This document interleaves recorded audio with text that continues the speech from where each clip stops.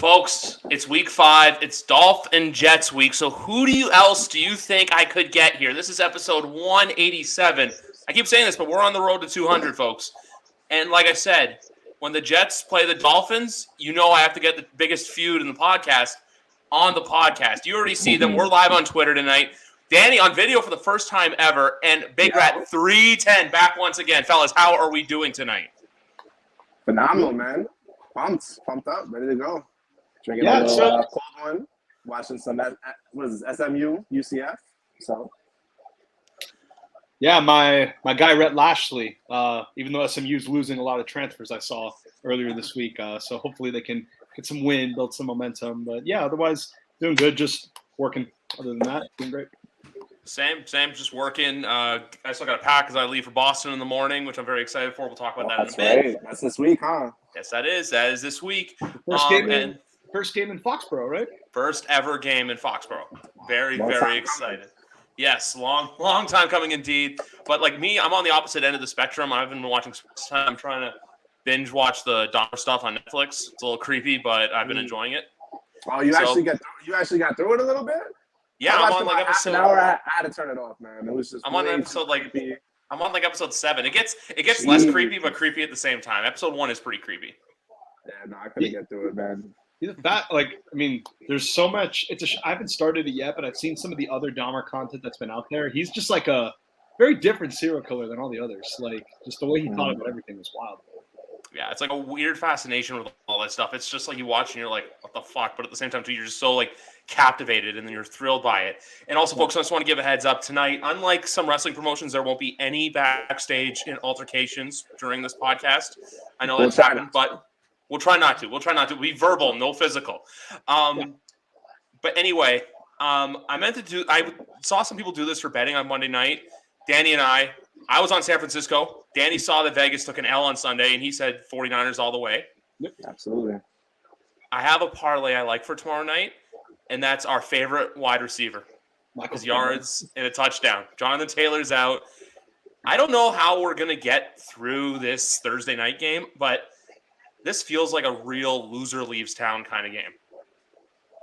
Yeah, the Colts, this is the kind of game where the loser of this game, that team's beat writers are going to have like the scathing articles, the scathing columns. Although for Indianapolis, it'll be a little more serious because those columns will call for job security, call for people getting fired. Whereas in Denver, no one's getting fired, but it would just be like a massive disappointment given all the resources they've spent on this team. I keep forgetting that the Colts are 1-2-1. It feels like they're 0-4, but they're only 1-2-1 because they tied in that week 1 game. But they're 0-2-1 in the division, which is just awful. Like that's a very terrible way to start the year. So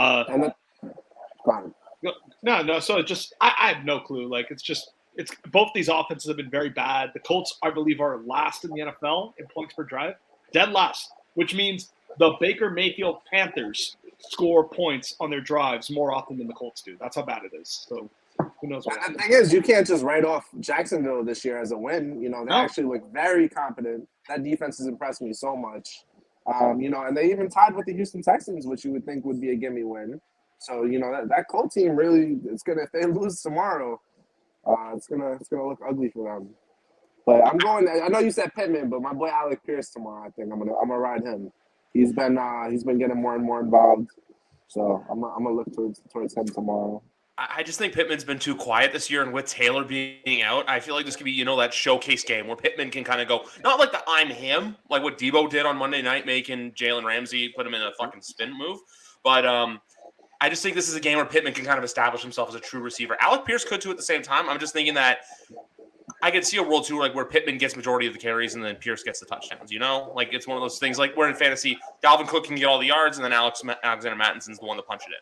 Well, to Danny's point though, Patrick Surtain has been a monster this year. Yes, he has. Lockdown. Been defended Devontae Adams very well. Has been really strong the whole year. So that's why, to your point, for Pittman, the better bet might not be hoping he has a 100-yard game. The better bet might be if he just connects in the red zone, just because he's bigger and taller than almost anyone, and that being where he maybe catches. I'm not gonna take I wouldn't take 100-yard game from him. No, I'm saying 50 or 60. I'm not saying like 100-yard game for him. No. I would never bet for like him. That's like the only players I think I would do that for is like Kupp, Samuel, Jefferson, like the cream of the crop for the receivers. Like that's or Hill or like Tyreek Hill, like those kind of players I take 100 yards on. I would never bet 100 yards for Michael Pittman. Not yet at least. The spread for this is Garrett Wilson and Garrett. Shut up. We'll see about that this weekend. Save that best for the last. But the problem with the spread on this game, which is why like it's kind of a stay away for me. By the way, I am 14-6 this year on my Fab Five. I am fucking killing it. I was also on San Fran. I was shocked that they weren't the clear favorite going into that game. Like the Rams O-line is awful. The Niners defense is excellent. They always play the Rams tough. It was in San Francisco. 6 was chef's kiss. That was easy. Like that was maybe the easiest line of the year. But the problem with this game, because no one wants to bet the Colts, obviously, everyone's like terrified of them. Even if the Broncos win, do you really trust the Broncos to win by a big margin? Like all their wins have been very, very tight, and you need them to win by 4 or more. So it's hard for that reason to kind of figure it out. Yeah, I wouldn't. I like when I look at this line. I don't know if I'm going to take the line, but I like if I had to, I would take Indy plus just because it's plus 3.5. If it was plus 3, I'd lean Denver. I'd lean Denver to win by a field goal, but that 3.5 really scares me. So give me Denver to win, but the Colts to cover. Hey man, they have a win over the Chiefs too, so don't forget that. They do, but they just look so bad in all their other games. Like they look so bad. The Jags are legit. I agree. They lost 24-0. It's not like they lost by a field goal, you know? Yeah, but then my thing too is with this game, I think this is a get-right game for Denver. Because like, remember Big Rat, we were saying last week, what'd you say last Monday? Vegas, that was the game to take. Minus 2.5. Them to Survivor win. League, baby. Exactly. I'll be honest with you. For some reason I got cold feet and backed out, took the Cowboys. But the one, you want to hear something cool for survival though? My fiance is in the same league as I. Took the Jets as her survival team. Look at her! Wow, she took the Jets. Smart cookie. That's impressive. And yeah, but so that's the one thing I was going to say. So that's where I think Denver has like not a get right game, but just a game where they eke out a win. Also, too, when I look at that over under, I don't. That's the other thing too. I want to stay away from it under, but this reeks of like a 20-17 kind of football game. I thought Denver. I was on the Raiders, and I did. And sorry to cut you off, Dave. I'll be very quick on this. I did promote on this. I just have to say it again. Oddcast. I did promote. Take the Raiders in Survivor League. The 0-3 Raiders. Take them in Survivor League, and that was very nice, very easy.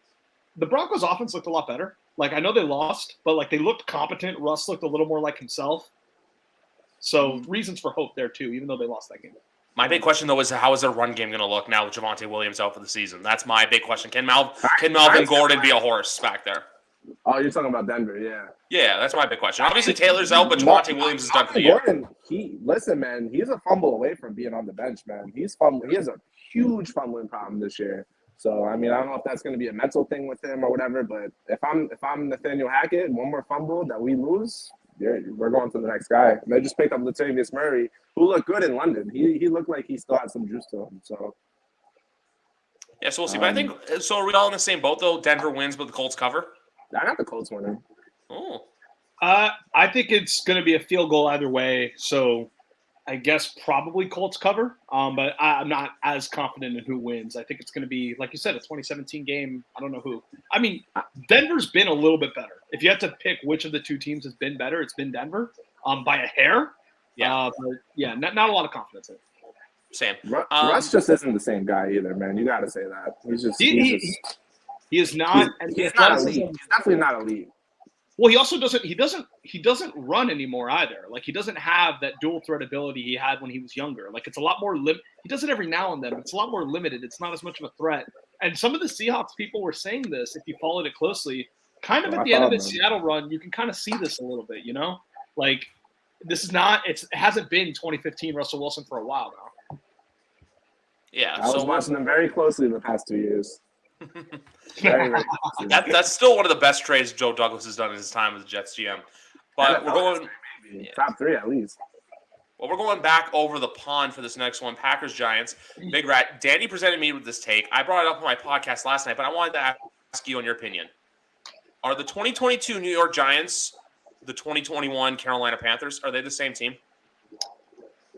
Yes and no. So yes, in the sense of obviously they're not a legitimate 3-1 team. Obviously they're not like, they're probably not going to make the playoffs. They're probably not beating anyone special. Make any noise. All that is 100% true. But where I will fight the comparison a little bit is I don't think the fate of the 2021 Panthers is the same. I don't think they're going to finish 5-12 like that team did, where that team was a total disaster down the stretch, starting a bunch of different quarterbacks. I do think the Saquon renaissance is obviously real, and I do think Dable's done a good job. So it's more of a kind of thing where they could be a 500 team, which I think is an improvement over what the Panthers were. So no, they're not legitimately 3-1, but I don't think they're a bad team either. I think they're just a solid average team. Is the better comparison to look at would be the 2020 Bears? The Yeah. Nick Foles Bears? Yeah, that works. That team finished 8-8. So yeah, I think that one fits probably a little bit better. And to clarify that, they do have the right coaching staff. They do. Because look at the way they're winning games, man. Daniel Jones still hasn't passed for 200 yards. They have nothing at wide receiver, and they're winning games. So you got to give them credit for that. Hats off to them for that. So at least your coaching staff is there. Matt Rule clearly shouldn't be coaching the Panthers anymore. But I just see them getting to having a big losing streak here. Everyone thinks they're going to beat the Seahawks. I don't think that's a given. They're just getting lucky, I feel. But they're winning. They are winning. So hats off to them. And also, too, Andrew Thomas at left tackle has made a huge leap and really, really, really every week consistently high PFF grades. I know some people take those for like Madden ratings, but those ratings are a big deal when you look at it. And not a big deal, but like they go for a lot of merit. Like it's not just like, some kid out there, like one of us being like, yeah, you get like an 80 for this game. You get this. No, this is like true data analytics. Well, and also Brandon Thorne from Establish the Run. You can follow him on Twitter at Brandon Thorne NFL. He his whole thing is offensive line play, and he has a bunch of offensive linemen on his show. Like he's done podcasts with Teron Armstead, he's done podcasts with Landon Dickerson. He knows what he's talking about, and he has respect from former offensive linemen. And he was saying this week, not only has Andrew Thomas played very well, he thought his rookie year wasn't as bad as everyone said it was. He thought that it was mostly mental. The physical gifts were still there. He was just struggling adjusting to the NFL speed. And he predicted back then that he would be really improved. Because if you remember during his rookie year, he was written off as this galactic bust. And obviously he's been very, very good since then. So yeah, they have pieces. And by the way, Wan'Dale Robinson hasn't made his impact on this team yet. There's people associated with the Giants that think he's their best receiver. So the offense has room to grow, even if you don't like what you currently see. They're getting Nick Gates back at practice. Evan Neal has struggled a little bit, but I think Evan Neal's not like a write-off bust or anything like that. I think it's like a very similar thing, don't let the rookie year impact. I think Evan Neal's going to be a solid right tackle in this league. But with this game, though, I'm going to come at it from the Green Bay perspective. Big Rat, you're going to hate me for this. Last year, Bucks, Patriots, close game in New England. What did the Bucks do the next week? They destroyed the Dolphins in a historic beatdown. I see the exact same thing happening here. This is a get-right game for Aaron Rodgers. I think this is the Romeo Dobbs game that Danny was looking for last week. I think that... Motherfucker, man. You know what I mean? I think that this is just they go over the pond. Because this usually happens a lot of the times going over the pond. The games are either close or they're just completely one-sided. And I see that this way. Just, Green Bay coming off, not a bad game, but it was a bad win. A close game. Bailey Zappi went out there, did his thing. But then the fact, too, that the Packers had to squeak out a win when everyone thought that the Packers were going to wipe the floor with the Patriots. So I think this is a game where the Packers kind of, that dominant win, but then it leads to, are the Packers back to being a Super Bowl team, which in reality, I don't think so. I said this when we were playing the whole levels of concern last night. Are you concerned about them? And I said for the Packers, they're a playoff team, but they don't look like a Super Bowl team to me. I think they overlooked you guys last week, and, they had to zone in a little bit. That Jack Jones pick six was so impressive, by the way. New England is just a fucking cornerback factory, bro. Hats off to that. But, this is definitely a get-right game. They're not going to play down. These London games can get a little bit weird. We've seen that shit over the years. But there's no excuse why Aaron Rodgers shouldn't win this game by over 2 touchdowns. There's just no way why. Yeah, the plus 8 is tricky, but this definitely should be like a 14 to 17 point game, like a 31 to 14 game, something like that. And also to the fact too that the Giants quarterback room is banged up, and Daniel Jones, even if he does play, he's not going to be 100%.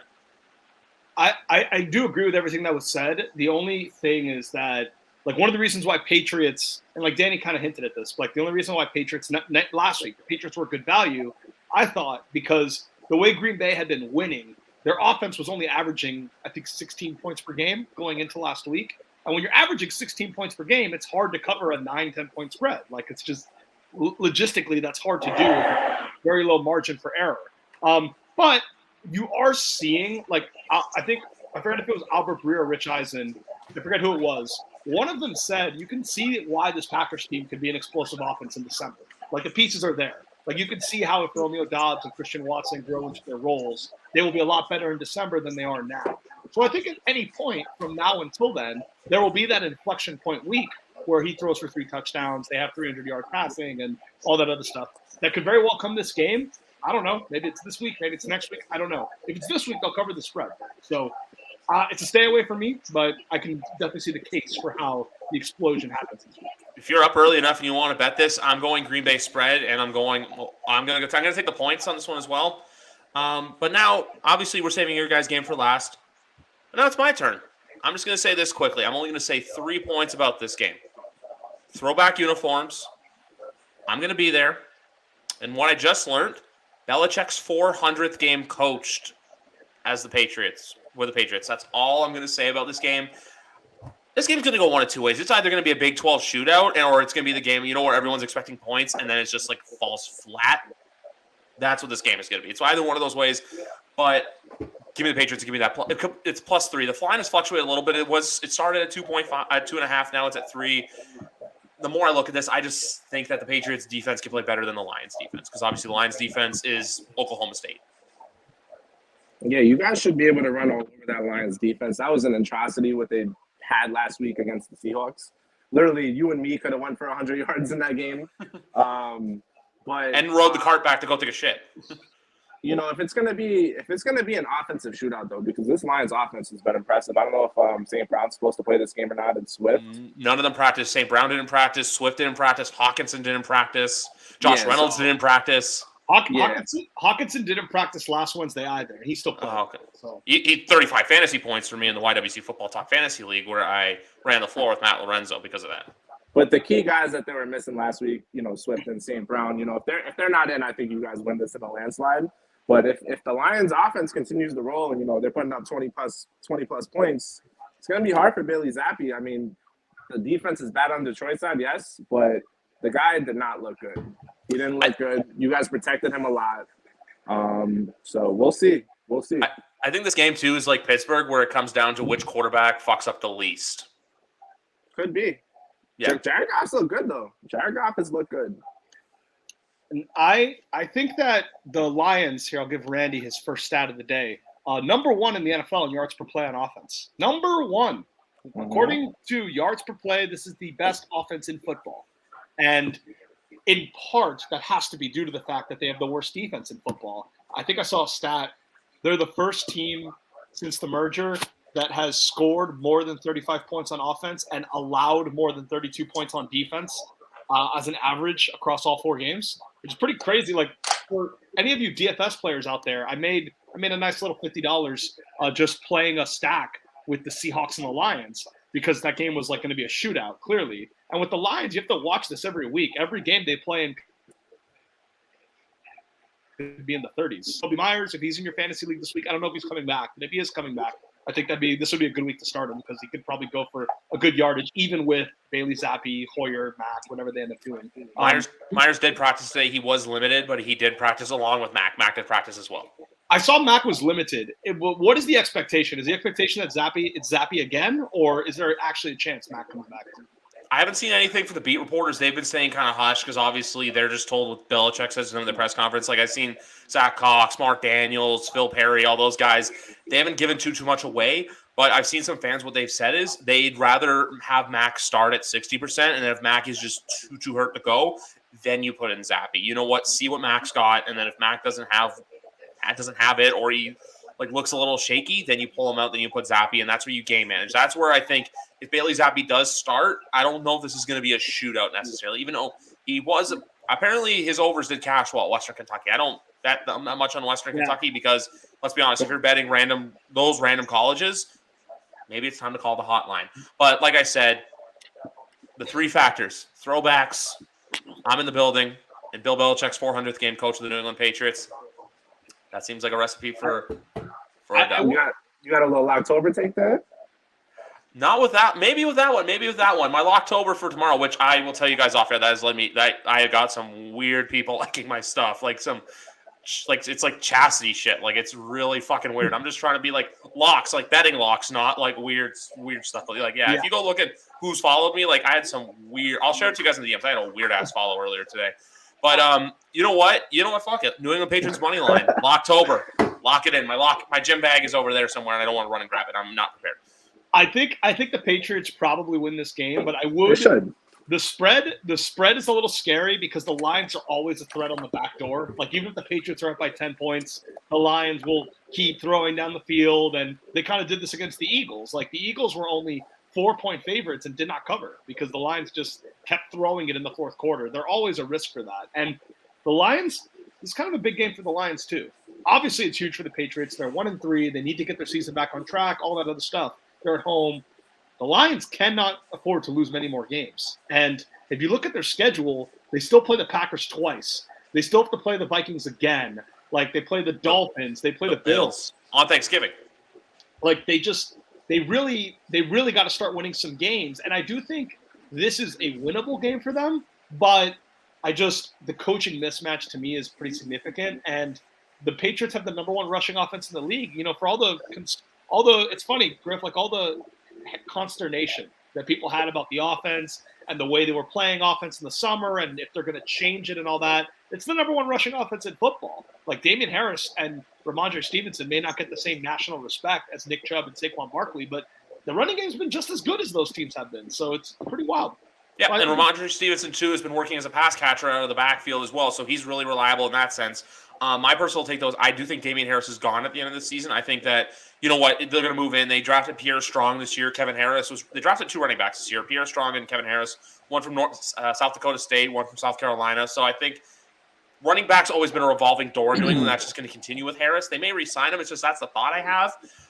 But, yeah, like I said, I'm going to lock down the Patriots. Luckily, in my spread pool that I'm in, it's the spread at the start of the week. So it stays at -2.5 for the Patriots. So in that sense, I'm sticking to the Pats. But if that +3, I don't want to put money on that. I'm just going to put money on for them to get the win, and that's all. That makes sense. That's fair. Yeah. Before I say anything, because I think we all know who's going to win, is this a trap spread, or do you think the Bills are legitimately going to cover this? Trap spread. Yeah, I'm more torn because I think Adam Schefter said this is the largest underdog the Steelers have ever been in their franchise history. They've never been 14-point dogs, and historically Mike Tomlin does well in these spots when people give them no chance, when they're on the road. Like they beat Buffalo last year with old Big Ben in Buffalo when they were like 7-point underdogs. But I will say my only hesitation with that is that the Bills, with the exception of last week against the Ravens, when they win, they crush. When they win by like 30 points. Like that's how they, especially when they're at home. Like whenever, like last year when they played like the Texans and the Washington football team in Buffalo, and they just like murdered them by like 40-0. I believe that game was against the Texans. And it's just like that's what concerns me. Like with the rookie quarterback, like I know it's Tomlin. I know the Steelers have never been this big of an underdog ever in their history. And I know the Bills have injuries. It's just, I'm scared because if this were any other team, if this were not Pittsburgh, if this were not Mike Tomlin, I would take Buffalo -14. So because it's the Steelers, I have no idea what to do. I think I'd avoid betting this spread, and I think this is a game you avoid completely. The one thing I would say, though, is I like the points. I like it that it's at 46.5. That seems like very, very doable for this game. I will say this, though, and Big Red, we obviously learned more about the 13 seconds and everything from Greg when he was on. Yep. That was a coaching masterpiece after the Bills' interception of Jordan Poyer late down when they went and won the game. That was coaching 101. I think McDermott really redeemed himself there for everything that was said. Obviously, we learned that was a special teams error, like Greg said a couple months ago, but that's just one point I wanted to point out with them. And the fact, too, that you came back and won that game, for Buffalo, I think it speaks volumes going forward, but this is either going to be a game where they win and it's like win ugly. Like I remember last year they were -15.5, against Atlanta, and the Falcons won by 15. So I can see like a 10-point win, but I can't see anything crazy. I can see, Pittsburgh finds a way. Because remember, too, Pittsburgh beat Buffalo week 1 last year. I know obviously it was Ben, but still a very similar team. It's just that no TJ Watt factor has been killing them ever since he went out. And I don't know how much you guys actually saw that Jets Steeler game, but I was impressed with Kenny Pickett, man. Like, I know he had 0 interceptions, throwing three picks, but 2 of those picks really weren't his fault at all. Yeah. He had the critical backbreaking pick. Of course, that was bad. But this is brought in at halftime. Wasn't getting the 1 reps all week in practice. So but what I saw, man, I think he could be something. George Pickens, he unlocked him. He clearly had his best day. We saw that in preseason with him. So that connection is clearly there. Minka Fitzpatrick was the best player on the field, hands down. That guy's just a stud. So if they can game plan this well, I think they easily cover this game. Easily, man. I think Pittsburgh or Buffalo? Buffalo. Pittsburgh. I'm sorry. I think they easily cover that 14. I don't think the Steelers will be as stagnant on offense as they were with Mitch Trubisky, and that's going to sway some things. They're basing these spreads off of what Mitch Trubisky has done. I think Kenny at least adds more value, on the point spread. Well, I still, for me, it's still a stay away. But I will say, like, one thing to Danny's point, I believe Tre'Davious White, much like Byron Jones, which we'll get to later, even though they were supposed to come back this week, both of them, Tre'Davious White didn't practice today, so I don't think he is coming back this week after all. And if you look going into the season, George Pickens, Deontay Johnson, Chase Claypool versus the cornerbacks the Bills are going to have out there, you would think that's a huge edge for Pittsburgh. So that is certainly an advantage. That certainly helps the Steelers. Again, it's just, I think with rookie quarterbacks, like, it's always going to be up and down. Like they're going to show some progress, and then they're going to have a 3-interception game, a real 3-interception game, not that one, like one where all 3 are actually meaningfully their fault. And so I just think it's very volatile week to week. I think he'll probably play better at home than he does on the road. So I could see how the Steelers do it, but for me, I'm more like Danny seems more they're going to cover. I'm more they could cover, they could not. I'm not. Definitely not the best bet on the board. I'm not saying that. Yeah, it's like I think this is just avoid it. Just avoid it. Like if this was college, yeah, like this is one of those bets in college you'd feel more confident in betting. Like hell, a month ago I hit Alabama minus 49.5. So this ain't Alabama. I'm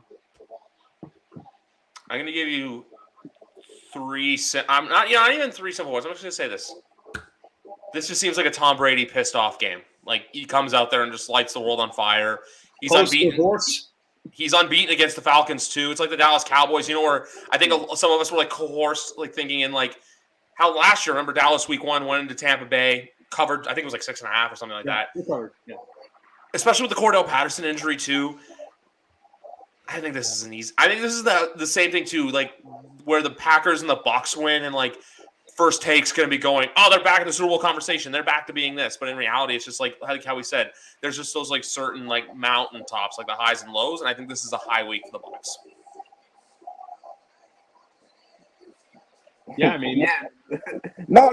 Yeah, no, of course. Tom Brady's absolutely destroyed the Falcons his entire career. I think the Falcons have been playing well on offense, but, this is just a bad matchup for them. It always has been, since Brady's been in the NFC South. I think he's just going to continue to do what he's been doing. And we're just another week closer to Desmond Ridder. And I think, in my opinion, I will say the one thing about the Bucs is that I don't think their offense is fixed. I think because they got Chris Godwin came back, Mike Evans was off his suspension. So they all came back and they scored 31 points. So you look at it at surface level and you probably think, oh, they're kind of getting back to the elite offense they were last year. Yeah. Their metrics are terrible across the board. And I know it's only a 4-game sample. 2 of those 4 games, everybody was healthy. Like Evans, Godwin, and Julio all played week 1, even though Godwin left the game like around the second half. And they all played week 2 except for Godwin and I think except for Julio. But Evans did play. And Evans got kicked out of that game too. Yeah, and out of a 4-game sample, 2 of the 4 games, they generally had everyone healthy. And all their metrics suck. All their metrics say this is one of the worst offenses in football. And yes, they scored 31, but it was the kind of game where the Chiefs got so far out ahead that it turned into a little bit of a track meet, and they were scoring, but they were never really threatening. The touchdowns were always coming when they were down 14, down 17. I don't think they ever got it within 3 points, if I remember correctly. I think it was, pretty much a rout the whole way. And it's that whole like, so you say we have a chance, but you don't really have a chance kind of thing. I think with the Bucks too, they're gonna be that team that they beat up on weaker opponents. Yeah. But then they do that, so then they make you think, hey, this team is good, they're back. But then when it comes down to the finer points, they're not gonna be able to hang. Like when they play the good competition, like how they looked against Kansas City. They play Baltimore in a few weeks, so that's gonna be a real litmus test for them. But yeah, this game, like I said, I think this is just that game where Tampa not gets right, but it's that game where Tom kind of does. Yeah, they're definitely winning. Like, there's no world where they lose this game. that is a given. I guess for me, because originally I had the Bucks in my 5 picks this week, and now like over the past few days I've just been kind of wavering on it. I would, if you have to pick a side, pick them, but I would also probably stay away from this one too, just because if the Bucks offense does play bad again and they only score 20 points, it's hard to cover a spread this big when you're not scoring 30 or more. So I would stay away personally, but Bucks is probably the right side if you have to pick one. Yeah, and they need to get their run game going, man. Leonard Fournette has not done anything this year, so I think they might really focus on that. Like, hey guys, let's get this run game going. I think he had -2 yards last game. Yeah, and he only had 3 rushes, I think, or something. 3 rushes, yeah, because they were behind for so long. So I think they're going to emphasize the run game for sure this week, and yeah, they should cruise. Honestly, they should. If not, that's a red flag. And if anyone knows Todd Bowles is a head coach better than anyone, it's Danny. No. I don't know how to feel about this one. I think this is a game that can go either way. That 5 is tricky. The 5 is really tricky, but if it's the Saints are healthy, I'm going to lean Saints. But if the Saints are playing with like Andy Dalton again, I like that Seattle +5. This feels like a trap. Because it just the way it's designed, it's like the Seahawks just scored 48 points. The Saints are 1-3. I think they have the second lowest point differential in the entire NFC. I think the only team worse than them is Washington, and that's it. Like, they have a lower point differential than anybody else. And the Seahawks just scored a bunch of points, and Andy Dalton might play. So how come the Saints are 5-point favorites? That's why I think it's kind of a trap. I think a lot of people are going to be on Seattle +5 in this one, thinking, okay, well, even if the Saints win, the Seahawks will keep it close because their offense is so good, and the Saints have Andy Dalton. It scares me a little bit. I have a feeling this is the get-right game for New Orleans because this Seattle defense is also terrible. They are dead last in every single defensive metric. EPA per play, yards per play, Football Outsiders, DVOA, dead last, the very bottom. So it just wouldn't surprise me at all if the Saints win like a 27-20 kind of game. And even though everyone thought +5 was easy money, the Saints end up running away with it. But, I mean, look, the Saints have been bad, like, objectively. The Seahawks have looked better. But, yeah, I think it's kind of a trap. So I would stay away or take the Saints if I had to pick. I also think with the Seahawks, too, everyone looks at games like last week or week 1 and thinks that, hey, this team's actually good. Like, how I remember I said this with week 1. I always knew they were going to cover. I didn't think they were going to win the game. I just thought they were going to keep it close against Denver. But then week 2, how everyone was on them. Everyone was like, you know what? Niners. Yeah, the Niners, hey, they're good. And then they go out and they lay an egg against the Niners. I can see the exact same thing happening where this could be a get-right game for the Saints for all we know. The Saints are still a tricky team to figure out, but I think if you got to ask me which team's still going to be in the picture come December, I'm going with the Saints. I'll go. You mean if you had to pick one? Yeah, like who's still going to be in the playoff hunt come December time? I'm going to go with New Orleans. I mean, the variables of this game is Alvin Kamara going to play? Is Michael Thomas going to play? Is Jameis Winston going to play? Because it's 2 different game plans if you don't have those 3 guys in. I mean, I know Olave's been okay. He's been good. But, yeah, but, like other than Olave, they have nothing at receiver. And, they just lost Latavius Murray. Mark Ingram is washed. This guy looks terrible out there. Yep. So, I mean, I wouldn't even touch this game. But, you would say to lean the Saints, but my boy Geno Smith, hey man, he's been doing his thing. He's been doing his thing, man. So I could see Seattle covering this. No doubt. They wrote him off so he don't write back. I don't think people really for general fans watching that have not looked at his numbers very closely. His numbers are legitimately the best quarterback in football. Like, I'm not exaggerating. Like, he leads the NFL in EPA per play. It's absurd. It's ridiculous. Yeah, but even still though with them, every game they had minus San Francisco though has been close. Like Denver, they hung in tough and won. Atlanta was a game that slipped by the wayside for them, and then we all know about the Big 12 shootout that we saw in Detroit last Sunday. So it's a big wait and see kind of game for that. But this one, I'm going to go Saints just because. But that I wouldn't be shocked if they cover that +5. I want to say something crazy. Why does Houston +7 entice me? Am I being far out, or is that something that could happen? You are not. I have Not the at all. Texans +7 in my group of 5 picks this week. Because I like betting on desperate teams. Like we talked about how the Colts look so bad, yet they beat the Chiefs. Like that's because being down 0-2 in your home building, like that meant a lot.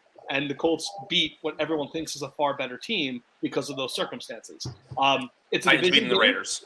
and we love big spreads in division games. This is one of them. The Texans swept them last year, beat them both times, including in Jacksonville. The Texans are desperate themselves. They have the worst record in football right now at 0-3-1. They need to win more than anybody else in the league. The Jags are kind of doing well standing-wise. The Jags, even though they played awesome against the Chargers, I watched that Jacksonville-Philly game in entirety because like the Dolphins weren't playing, and like the way my house works, like we have 2 TVs, one for Red Zone, the other like for any specific game we wanted. We really wanted to watch it, and Lawrence was bad. Like people know he was bad because of the turnovers. I promise you, it was a lot worse than that. He did not make a single play. He made like one good throw to Christian Kirk in the second half, and that was it. Like he literally just could not execute the offense. It was tough to watch because the Jaguars could have won that game if they had better quarterback play. Because Philly, like Jalen Hurts didn't do anything through the air. Everything was on the ground with Miles Sanders. And so Jacksonville coming off that game, that was a big game on the road, and now they're kind of coming home. They're kind of still a young team, maybe a little overconfident, maybe like not really appreciating the situation. In a division game, Lovie Smith, Texans defense has not been bad. They've been solid by most metrics. They've been a middle-of-the-road defense, which you wouldn't expect given their talent level, but that's because Lovie Smith is doing a good job. Like, he limited Russell Wilson in the Denver offense pretty easily. Like, they were doing well against the Colts for most of that game. The Colts kind of just scored a lot in the fourth quarter, but they were struggling the entire game before that. I think the Texans defense can keep it close. I would not be surprised if the Jaguars win this game by less than a touchdown. So give me +7. Let's do it. Yeah, I'm the same way too. But my other thing with Jacksonville as well, I think last week for them was that perfect letdown spot as well when it came to the spread. They got the big win against the Chargers. It's like the Broncos last year. Broncos, remember they had the big win against the Dallas Cowboys. Next week, Broncos host the Eagles. Eagles come in and take care of business. So I think it's a similar thing. That's what I think with last week. This week, though, I like Jacksonville to win this game, but when it comes to big spreads in a divisional game, that's where I gotta say I really like the Texans to cover. Now I'm not saying I like the Texans to win. I just like the Texans to cover that +7. Also, too, one thing I want to point out with them, Jerry Hughes is having quite the year for them as well. Yeah, resiliency off the edge. It's been pretty impressive to watch. Kind of a little bit of a resurgent season. And look, this is the first game that Jacksonville's favored in all year. And kind of like the Lions last week when the Lions were initially 6-point favorites at home, and that was only the second time they'd been favored in like 2 years. Same thing with Jacksonville. It's like, yes, they're better. Yes, I do think they're real. I don't think it's a fraudulent, 2-2 performance they put up so far. But show me, like 7-point favorites. Come on now, you've been the worst team in football for 2 years. Like, show it to me first. Yeah, I took Seattle last week. That's all I'm going to say against this. If you're Houston, man, you just go back to the game tape of the Eagles and you see what Miles Sanders did. Dameon Pierce is really starting to come on. He had a really good game last week. So if they can get that running game going, they're going to easily cover that spread. If not, I think Davis Mills is probably bottom 2 quarterbacks in this league. He's just not a threat to do anything at all. So it's going to be a long day for them. So it's either a get right, dominant, come out and kill them, Jacksonville win, or it's going to be a close, last second field goal kind of type win. But I still have them winning for sure, definitely. Yeah, Jacksonville win, Houston cover. Not the same here. I don't think the same here. We're learning that, look, they're not throwing and David Montgomery's hurt. So with the Bears, it's like I don't know what to say about the Bears. Like, I think Eberflus just, I don't know what it is. I also think this too. I think Minnesota is a legit force in the NFC. I'm not saying they're going to win the Super Bowl, but there's that team that are going to be in that conversation, in the mix for a playoff spot in the NFC. I agree with you, but then we have to redefine force. If force is you're competing for the 7th seed, okay, I would not call that a force, even though that is what they could do.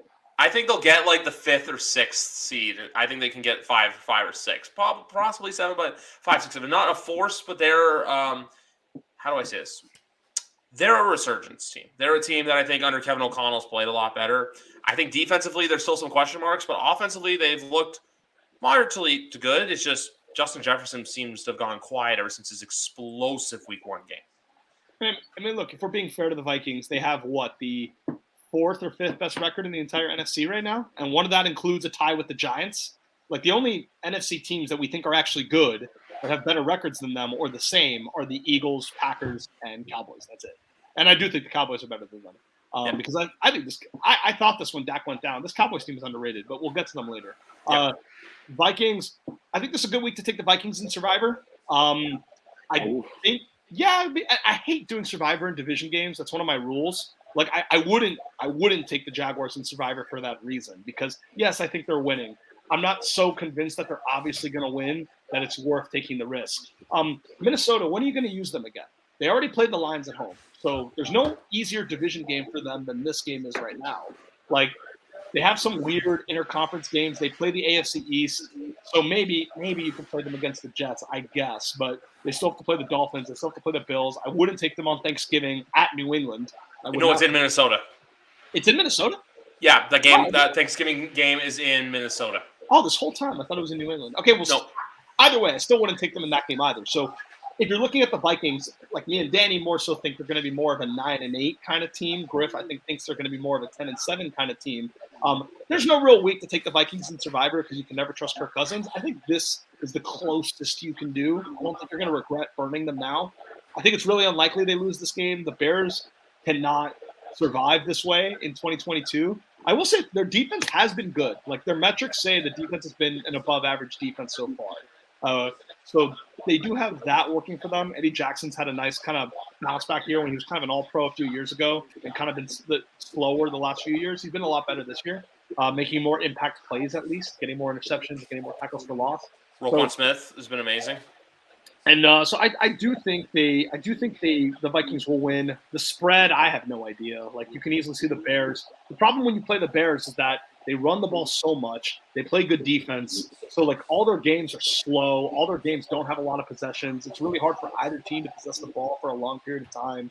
So it's kind of hard. It's easier for them to cover +7 than for other teams. I would not take them in this game. I would just kind of avoid the game altogether. Take Vikings in Survivor. That's my recommendation. It reeks of a backdoor cover. Yeah. So many avoid games this week, huh? I do have my list. We just conveniently haven't gotten to many of those games. There's a lot of ugly games this week. That's what it is. There's a lot of games where it's like it's nothing. There's a couple that I look at that are like, hey, this could be something, but then there's just a bunch that are like the next one, like this right here. No, like, totally fair. Like look at the graphic right now. This game is just it's gonna happen. When I see 2.5, I see it as if you're going to take that, you're going to take them to win. And when I look at these two teams, I think the Titans are the better football team. I know I've been a little critical of them, and I don't think they're going to make the playoffs. But man, Washington's been bad, real bad. And you heard what Ron Rivera said today. He's like, he just doesn't have the talent. Pretty much is what he said to the reporters. Which obviously Washington fans know this guy doesn't have the time to get it right. I'm pretty sure he's out after this year. I would think. But the one good thing that they do have going for them is my guy, Brian Robinson, comes back this week. He said he's supposed to be in the game this week, which is huge, man. That is awesome. For him to get shot and be on a football field 5 weeks later, ready to play a game, that is just remarkable. So hats off to that guy. They have talent. It's just like you don't go and put your franchise in Carson Wentz's hands, man. You've seen it happen with the Colts. You've seen it happen with the Eagles. What makes it any different that it's not going to work with your franchise? So I don't know what they were thinking there. I'm sure they're going to be the team to overpay Cooper Rush next year or something because there's no way they can go back to Carson Wentz. I don't know what his contract looks like, but it's just not the answer, man. He'll never be the answer. He's not the same guy. So, yeah, as far as the Titans, it seems like they're getting the ball rolling back a little bit. I know Big Red Sky, Treylon Burks, going to be down for a couple of weeks, which is unfortunate. But Derrick Henry's looked good past 2 weeks. He's looking like King Henry again, so that's a big thing. But they're still not impressive, man. I'm just not impressed by that team. So. This is where I'll deviate a little bit. I think the Commanders can win this game. I'm not saying I'm going to pick them outright. I have strongly consider the Commanders in my. I don't have them on my list right now, but I am going to do a little more work into them this week because here's the thing: like we talk about desperation, vulnerability spots. Like the Commanders very much need to win as badly as anybody, but the Titans are not. The Titans are definitely ripe for the picking. Like they're not. Like they're the kind of team that they can kind of lose any week, like to any team. I know they beat the Colts. The Colts have their issues, which we talked about. The Raiders have their issues. Like, I still think the Titans are just kind of a middling team that just happens to play in a very bad division. And I think they're ripe for the picking. I think that the Commanders, look, I'm not going to defend. Wentz is not a franchise quarterback, so I'm not going to make that argument. The argument I'm going to make is that he's capable of having boom weeks that he hasn't had the last 2 weeks. Why is that? They played the Eagles. They played the Cowboys. Two of the best pass rushers in the NFL right now, both of them. They both harassed Wentz, harassed the pocket, a lot of pressure in his face. The Eagles had 1 million sacks. The Cowboys really limited the Commanders on early downs. Like, it was a mess. I don't think the Titans are that kind of team. I do not think, after Harold Landry's injury, I don't think they're going to abuse the line and, like, sack Wentz 7 times in this game. So I think, if you remember, the first 2 weeks, the Commanders' offense played really well. Now, playing well against the Lions obviously doesn't count. Everybody does that. But they played well against this Jaguars defense that everyone is impressed with. Like, Carson Wentz played better against the Jaguars defense than Jalen Hurts did. And they were both at home. You know, they were both at home when they played those defenses. Carson Wentz, you can argue, played better against the Jaguars defense than Justin Herbert did. Yes, injury and all that. Carson Wentz is not a better quarterback than Justin Herbert. But I do think with the offense, there's a lot of talent at the receiver position, at the running back position, especially if Brian Robinson comes back. The Commanders are capable of scoring 30 points in a given week. Not every week. That's why he's not a franchise quarterback. They won't be a great offense every week all year long, but they're capable of having that week 1 Jacksonville game again. Just because we haven't seen it in a few weeks, it's not in their system. It is in their system. And it would not surprise me at all if, with their backs against the wall, they go on the road and beat the Titans, which is what the Giants did a few weeks ago, you know? And that didn't really surprise anybody. So I think the Commanders can win this game. If it gets to 3, they will be on my list for sure. But at 2.5, I have to think about it a little closely. I'll track the injury report this week. But I would consider them over the Titans if I had to pick a spread in this game. And the thing is, like I said, man, them getting that power run game going, because that's not what Antonio Gibson is. They've been dying to move on from him. You know, if that could be a huge thing on their offense. That can actually set up play action, you know, the way they've been using Curtis Samuel, like a Deebo Samuel type. So, yeah, no, they definitely – I understand where you're coming from for sure. I'm just saying long-term, Washington, you know what I mean? They just need their quarterback away still. But I know what you mean. Yeah, this is just a game where I look at it, I'm like, blink and you're going to miss it. It's I feel like red zone's barely going to show it. I just look at it where I'm like, there's nothing to entice me or anything like that. But at the end of the day, because of the 2.5, I'm going to lean Tennessee. If it gets to 3, that's where the Commanders kind of can command the spread. No pun intended. When it comes to intriguing, this is the game I look at for intriguing right here, Browns and Chargers. Because I know the Browns have had their moments, but Amari Cooper's having a pretty good season so far. He's looked all right. Yeah, the one game against Cleveland, he looked pretty good. Jacoby Brissett hasn't been as terrible. I thought they'd be a 1-3 team. To be 2-2, I think is a win for them right now, even though those wins were against Pittsburgh and Carolina. But when it comes to this game right here, I just think the Chargers are the better team. That's what I'm gonna say. I think it's just one of those.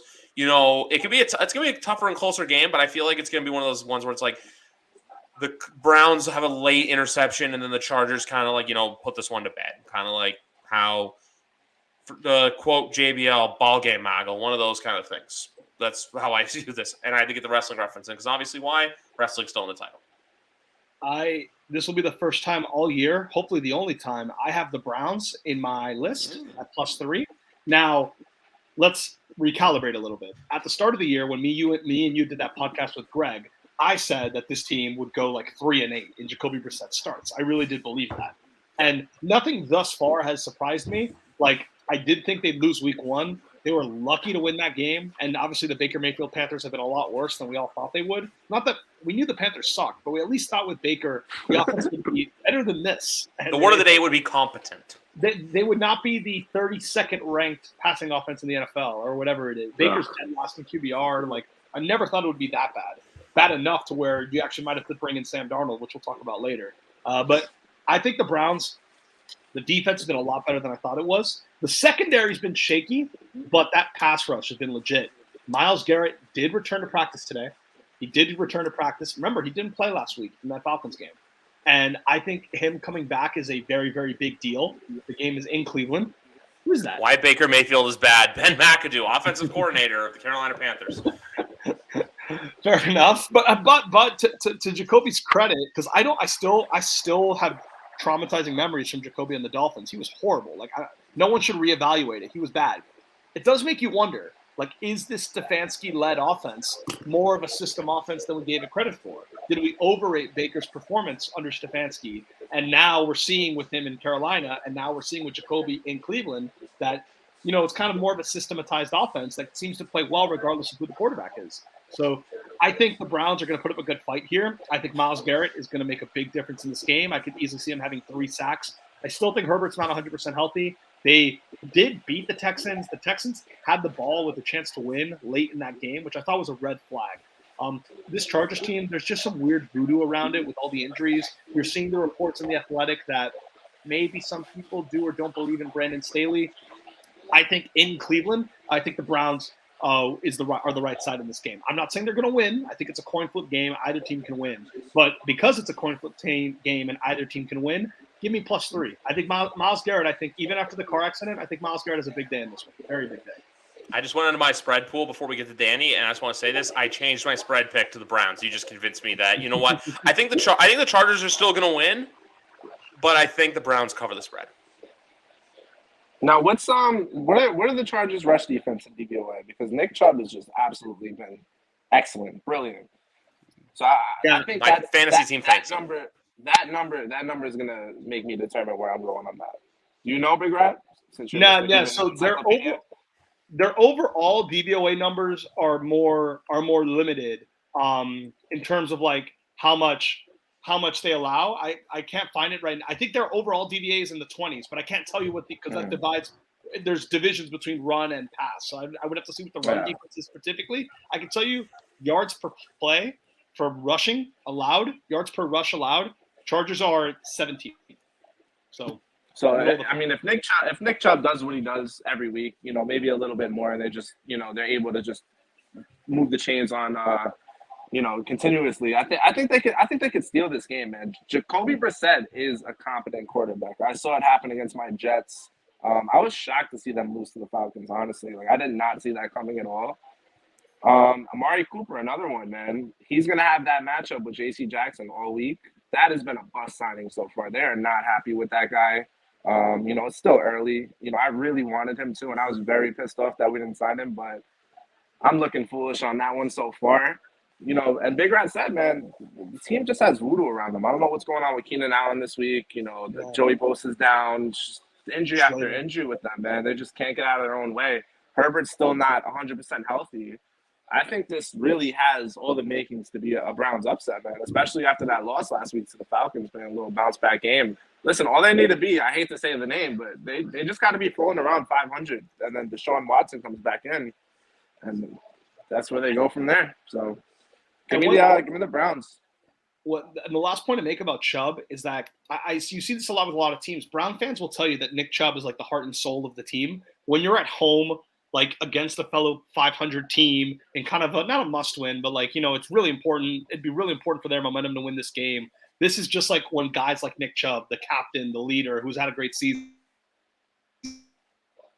And if that happens, they'll win this game. This is a game, too, where I feel like whoever loses this is that game that comes and bites you in the ass come, like, Christmas time, where you're in a must-win situation because you lost this game in October. I know some people say, September, October doesn't matter, but in reality, it does. And the Chargers always find a way to lose that game. And they do. And they always find a way to lose these games. They always find a way to get people hurt. And this is another game where you'll get the Athletic articles, is there something wrong with the Chargers? You'll get that kind of rhetoric if they lose this game because they still play the Chiefs, they still play the Broncos twice. Like they have other hard games in the AFC. They play the Dolphins, they play the Bills, I believe. So yeah, this would be a terrible loss for the Chargers, but I think it could happen. And it's so funny because the media is just dying for that team to be their darling, man. Their knight in shining armor, and it just hasn't happened. So of course, like, and everyone will blame the injuries and everyone will blame the excuse, but like, I don't know. I told you guys, I think me, you, and Greg talked about this in the first show. The Brandon Staley thing, if they miss the playoffs again if they miss the playoffs and go sub 500, I really do think he can be fired, even after only 2 years, even though everyone loved him at the start of last year. You need an offensive coach. I feel like everyone does really this where like they'll change it up. Like look, Anthony Lynn, offensive guy. Oh, okay, we're gonna bring in a defensive guy. Minnesota just did it too. Mike Zimmer was there, defensive guy.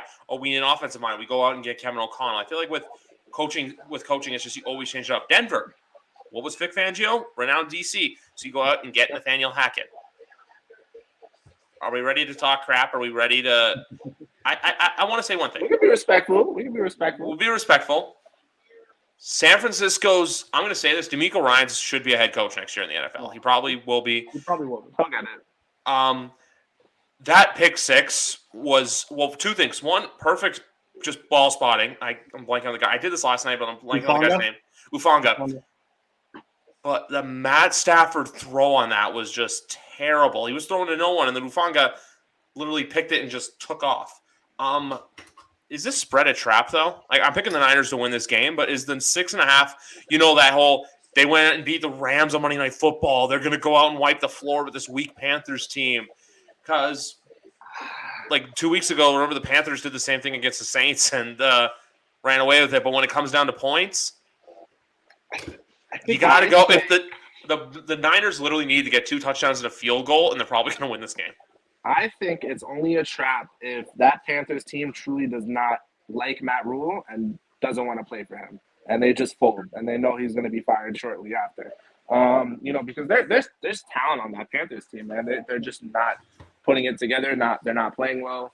Sam Darnold's in the rearview mirror there. I know he's not healthy yet, but and it's not really that much of an upgrade either. But they've just been like disgustingly bad, man. Like it pains me to watch, bro, because they have so much talent on that damn team.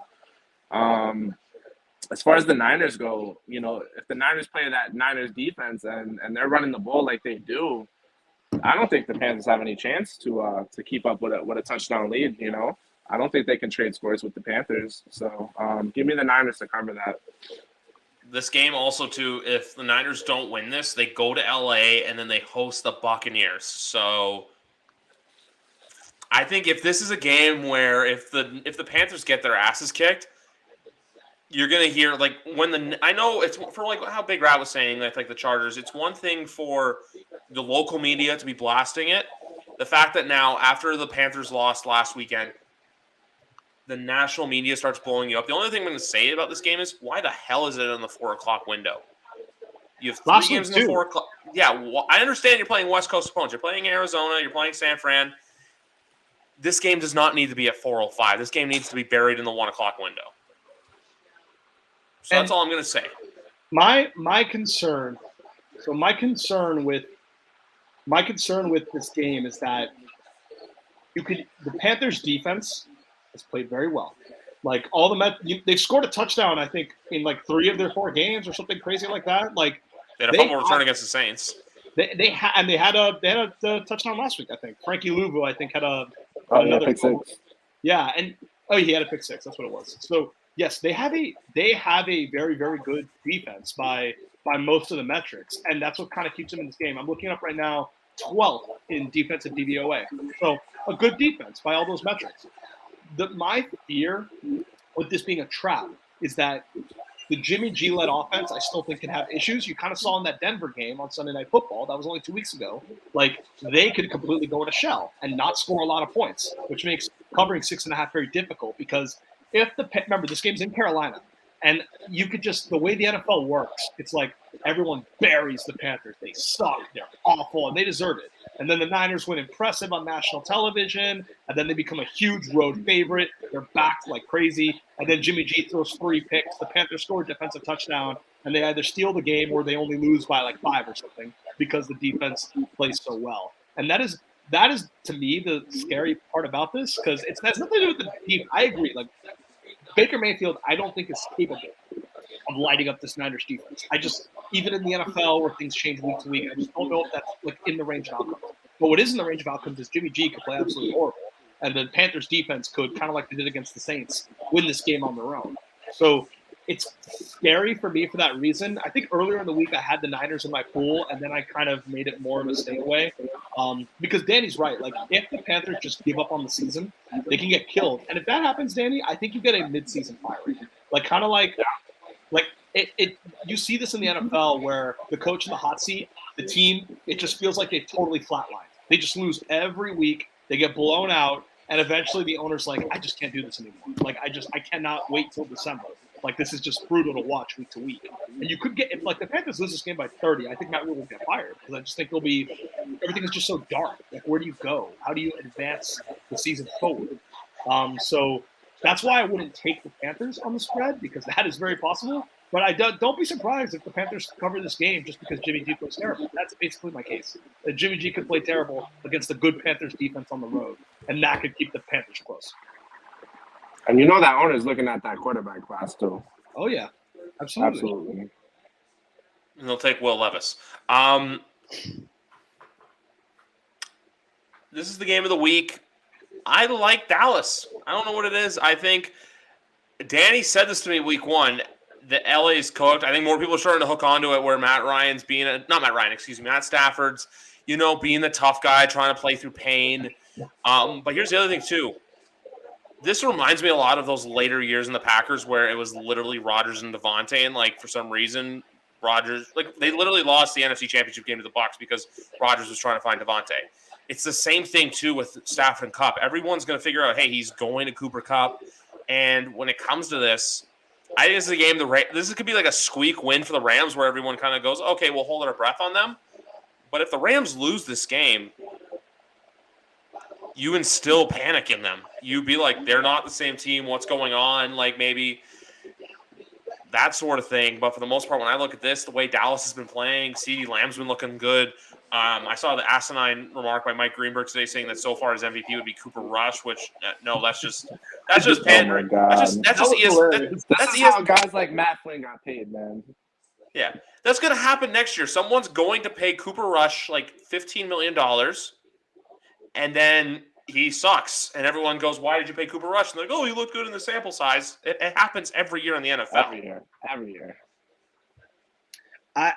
This is also another one of those scary games for me because same thing we just talked about with the Niners. The Rams got killed on national TV. The Cowboys have been looking good. Why are the Cowboys 5-point favorites and 5-point underdogs? It reminds me a lot of the Saints-Seahawks spread.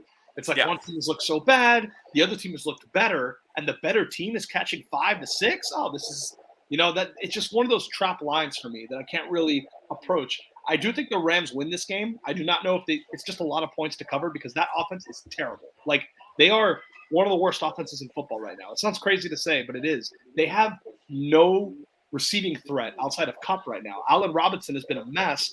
Ben Skoranek has out-targeted Allen Robinson on the season, and I believe he out-targeted him on Monday night too. Yep. That's a problem. And Kupp is getting double-teamed, and he's beating double teams to his credit, but I do not know how sustainable that is. And the Rams, one thing the Rams have going for them, and now that I have the DVOA numbers, I can confirm to back it up. Rams rush defense. Their rush defense is third in the NFL in DVOA after 4 weeks. So against the Cowboys, that comes in handy a lot because if you can contain Zeke and Pollard, and the limitation on your defense is your pass defense, well, going against Cooper Rush in LA with Aaron Donald, kind of abusing the interior of that Cowboys line, you can kind of see how maybe the Cowboys offense doesn't look as good as it's looked the last few weeks. Like, look, as bad as the Rams have looked, I still think they're a better team than the Giants. I still think they're a better team than the Commanders. So this Cooper Rush, ascension, this is a bit of a tougher test for him in this environment. And backup quarterbacks kind of eventually turn into a pumpkin. Like it usually happens. Now, again, people have been saying it for 3 straight weeks, so maybe it just doesn't happen in this specific case. But I do think the Rams bounce back here. I think them having a great run defense is key to them winning this matchup. And I think they'll go forward. But if anyone wants to take the Cowboys on the spread, I guess I can't blame you. They've looked like the better team. It looks like their pass rush is going to abuse that Rams offensive line, and the Rams can't get Allen Robinson involved. So, yeah, you would have a good argument to do it if you wanted to take the +5. One thing I want to say quickly before Danny speaks, I feel like this is the kind of game where Dallas loses. They rush back Dak for next week against Philly, Sunday Night Football. Yep. and then they get blown out, and then they lose 2 in a row, and everyone panics because when the Dallas Cowboys lose, everyone who's not named Stephen A. Smith panics. But this is a game too where I think I think this is a bigger deal for the Rams to lose though than the Cowboys. That's just my opinion. Oh, if the Rams lose, that's DEFCON 5. They'll be 2-3. They'll have lost to some of the better teams in the conference.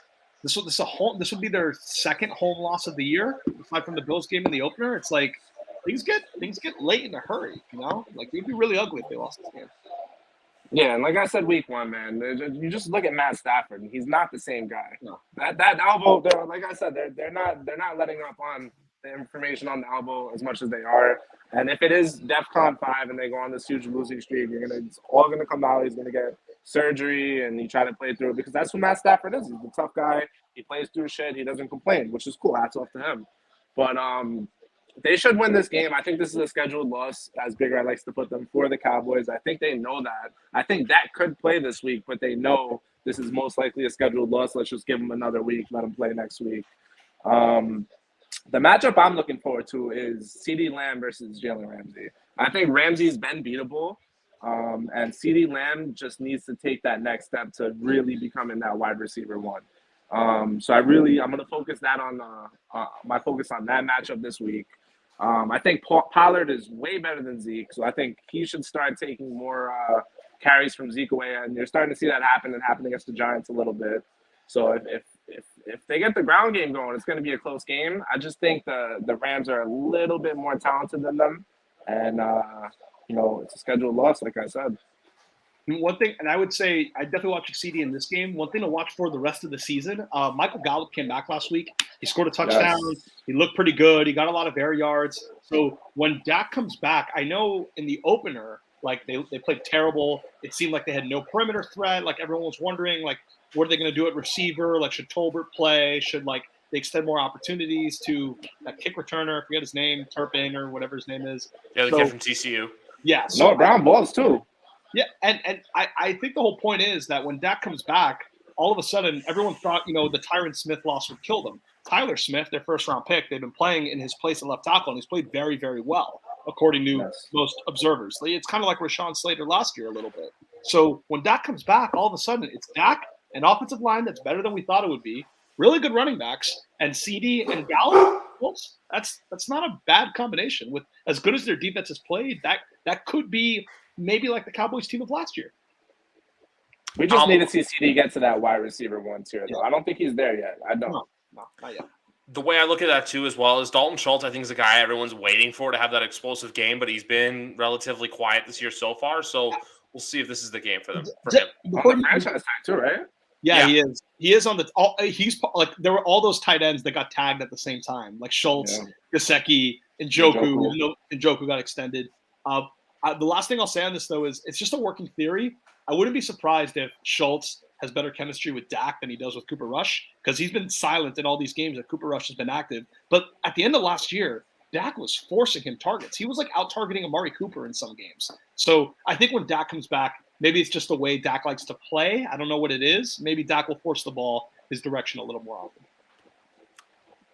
And also, Trayvon Diggs is starting to get going now too. He is. Yeah. He's been playing very well. So. Played better in coverage too. They're saying like he's not giving up as many yards as he was giving up last year. Mm-hmm. Is this another Philly dominant victory, or is this a game that Arizona can be like weirdly frisky in? I took the Eagles initially because this Cardinals team fucking blows. Like they're terrible. Like it does not matter that they won last week. Like going into last week, they were 32nd in yards per play on defense and 27th in yards per play on offense. So literally like the worst team in football, according to yards per play. Right now, according to DVOA, they are 29th with the 29th ranked defense and the 22nd ranked offense. And Philly, they're top 5 in every metric. But there's one problem. This Philly team, they seem to be really into themselves right now. Like just like they're not like the Patriots with Tom Brady. They're not like the Chiefs with Mahomes. They're not like the Packers with Aaron Rodgers. They're not used to consistently being a 13-win team, like over the last like few years or so. They seem very high on themselves right now. Like just some of their comments during the week, everyone's talking about how good they are, how great they've played. And Nick Sirianni has always given me Manny Diaz vibes. Like Nick Sirianni seems to me like the type of coach that is able to succumb to a trap game. Like very much like overconfidence with his players, like not like fully preparing for them every single week and kind of taking this game lightly. Hoping to remember, next week is Cowboys Sunday Night Football in Philly. Like that is the game of their season next week. So kind of a sandwich spot for them. Like they don't really need this game. It's on the road and 5.5. Again, the Cardinals are awful. I cannot, in good conscience, take the Cardinals on the spread. I just can't do it. But I think I might pull Philly from my list because I just have a bad feeling that they could be like sleepwalking through the first quarter here, and maybe like be in a close game all of a sudden just because they kind of were buying into their own hype a little bit. And also, too, I can see them overlooking this game just because, like you said, next Sunday is a true litmus test. Because I also think this, too, for Eagles fans out there, if there are any Eagles fans listening to this, you look at this game and you're like, if you lose, is what it is, even though Arizona's a weaker team.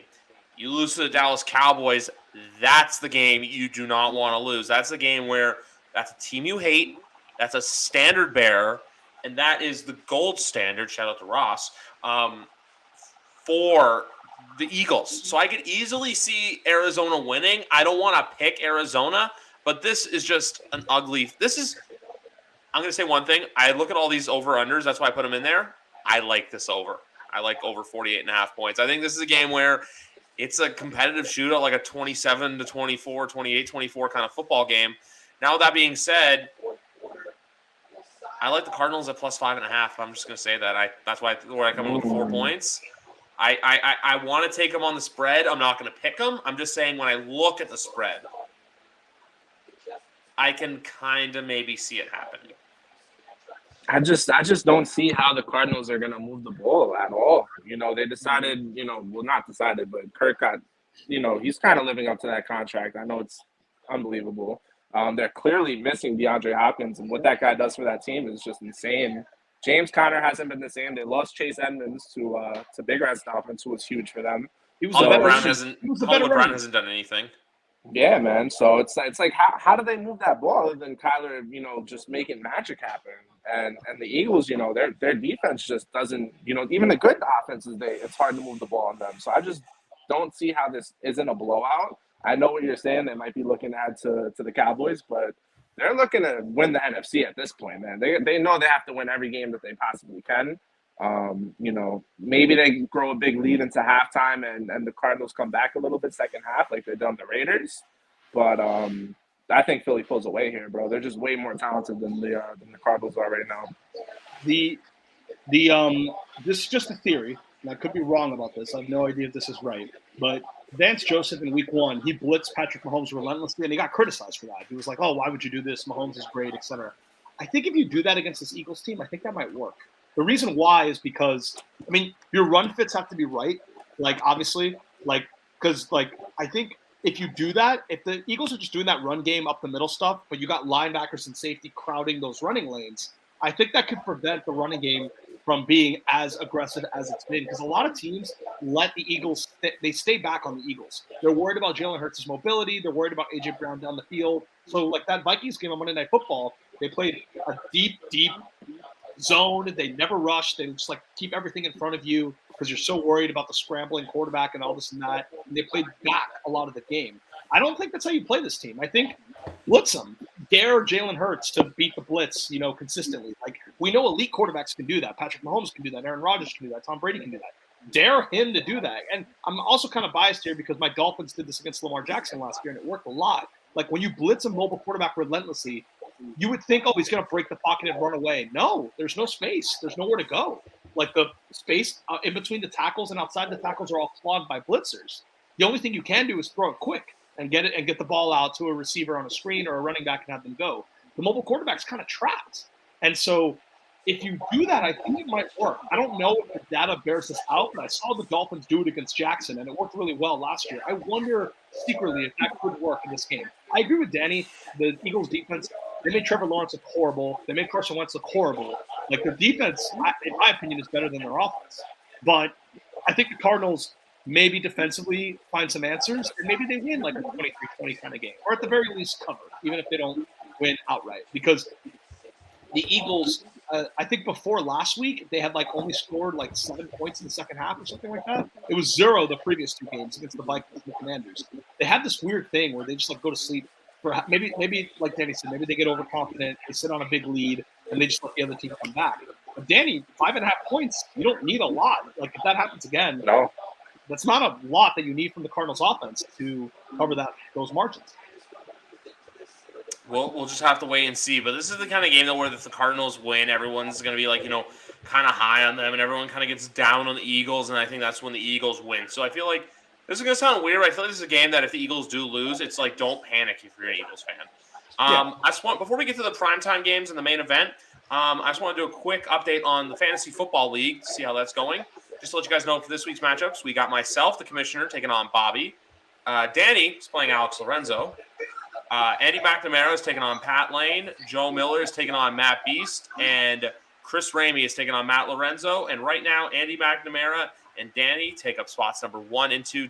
Andy McNamara, Dog Pound North, a record of 4-0. And my name is Jefferson.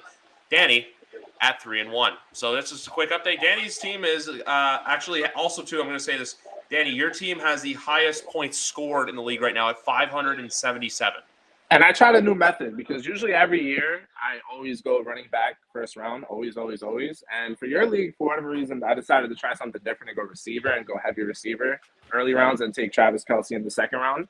And that shit's worked, man. I think I'm going to keep that method going forward because honestly, the first round running backs haven't really done anything compared to like the guys like Cooper Kupp and Justin Jefferson. So I think I'm going to keep that philosophy going forward. 0 running back works. Yeah. Like my running in the league, I'm 4-0 in. I'm going to pull it up right now. My running backs, like I got Nick Chubb in the third round, and then let me just pull up this league. Yeah, I got Nick Chubb in the third round. I also have Clyde Edwards-Helaire. I got in like the 5th or the 6th. And I also got Ramondre Stevenson. So yeah, you can find guys that are productive, man, in those later rounds. Absolutely. Look at James Robinson every year. Yeah. Just about to say James Robinson too. Everyone was down on him this year. Guess what he's doing? He's still producing at a fantasy football level. Yeah. Sunday Night Football. I think this is the get-right game for the Baltimore Ravens. I think this is that I like them at -3. I know last week Buffalo -3, I was all over. But I think with Baltimore in this spot, I think, you know what? I just don't see it like, the past couple years my Cincinnati's had their number. I don't see it this time around. The Ravens are on my list, -3, big time, because very likely they push, but I think covering this number isn't the biggest ask in the world for them right now. So the Ravens offense is the best. Like I know we said earlier, the Lions are the best offense in football. The Ravens are the other contender in terms of the metrics. They're number 1 offensive DVOA, number 1. And Lamar Jackson still has like more touchdowns than, most teams or whatever that. It was every team last week. Now it's like less than that because J.K. Dobbins stole some rushing touchdowns, but it's still like a lot in how good their offense has been. Their passing offense has been great too. That's what people don't understand. People think it's a great offense because of the dual threat of Lamar and all that, but their running game has been bad, very bad, most of the year. It's through the air that they're really dominating, as crazy as that sounds, because everyone was criticizing this wide receiver core. But Bateman's very good. Duvernay makes good plays for them every week. He seems to make some catch 20 yards down the field that they need. So Ravens' offense has been great. The Bengals, the offensive line. Historically, last year under Wink Martindale, the Ravens would blitz Burrow relentlessly, and that was a mistake because Burrow plays against the blitz very, very well. And they have been blitzing a lot still up to this point so far in the season. I don't think it's guaranteed to stay that way. I think they learned their lesson from last year. I think there were specific schematic reasons why they blitzed the other quarterbacks. And look at the teams they were playing. It's like they blitzed the Patriots offense. They blitzed Tua, who hadn't proven anything yet, and they blitzed Joe Flacco. Like, I don't think they're going to blitz Joe Burrow relentlessly again. I think they know last year they got burnt on that. And Mike McDonald is not afraid to not have as heavy of a blitz-heavy scheme. So I think they're more flexible. I think they will not do the same mistakes they did last year defensively. And so I don't think the Bengals offense is going to torch them for 40 like they've been doing this season. The Bengals offense, sneaky, not that great. I was not that impressed with them on that Thursday night game. And my Dolphins defense have been playing bad to start the year. Yeah, T. Higgins has outproduced Jamar Chase in the season. I don't know what that's about, but it's been 4 weeks of it. Like, you can't ignore it anymore at this point. DVOA, Bengals offense, 27th in the league, partly because they just can't run the ball at all. Like they have absolutely no ability to gain a lot of momentum on the ground. And the Ravens, with their defense has mainly been torched because their secondary has just gotten like absolutely freaking roasted a lot of the time. But they've been pretty good in run defense overall. And I just think this is a must-win game for the Ravens. Like you're at home. They've lost 6 straight at home, whatever that number is, like 2 this year and 4 to end last year. And they got embarrassed by the Bengals twice last year. Like this is like a pride moment. Like if you're a team worth your salt, like you cannot lose this game.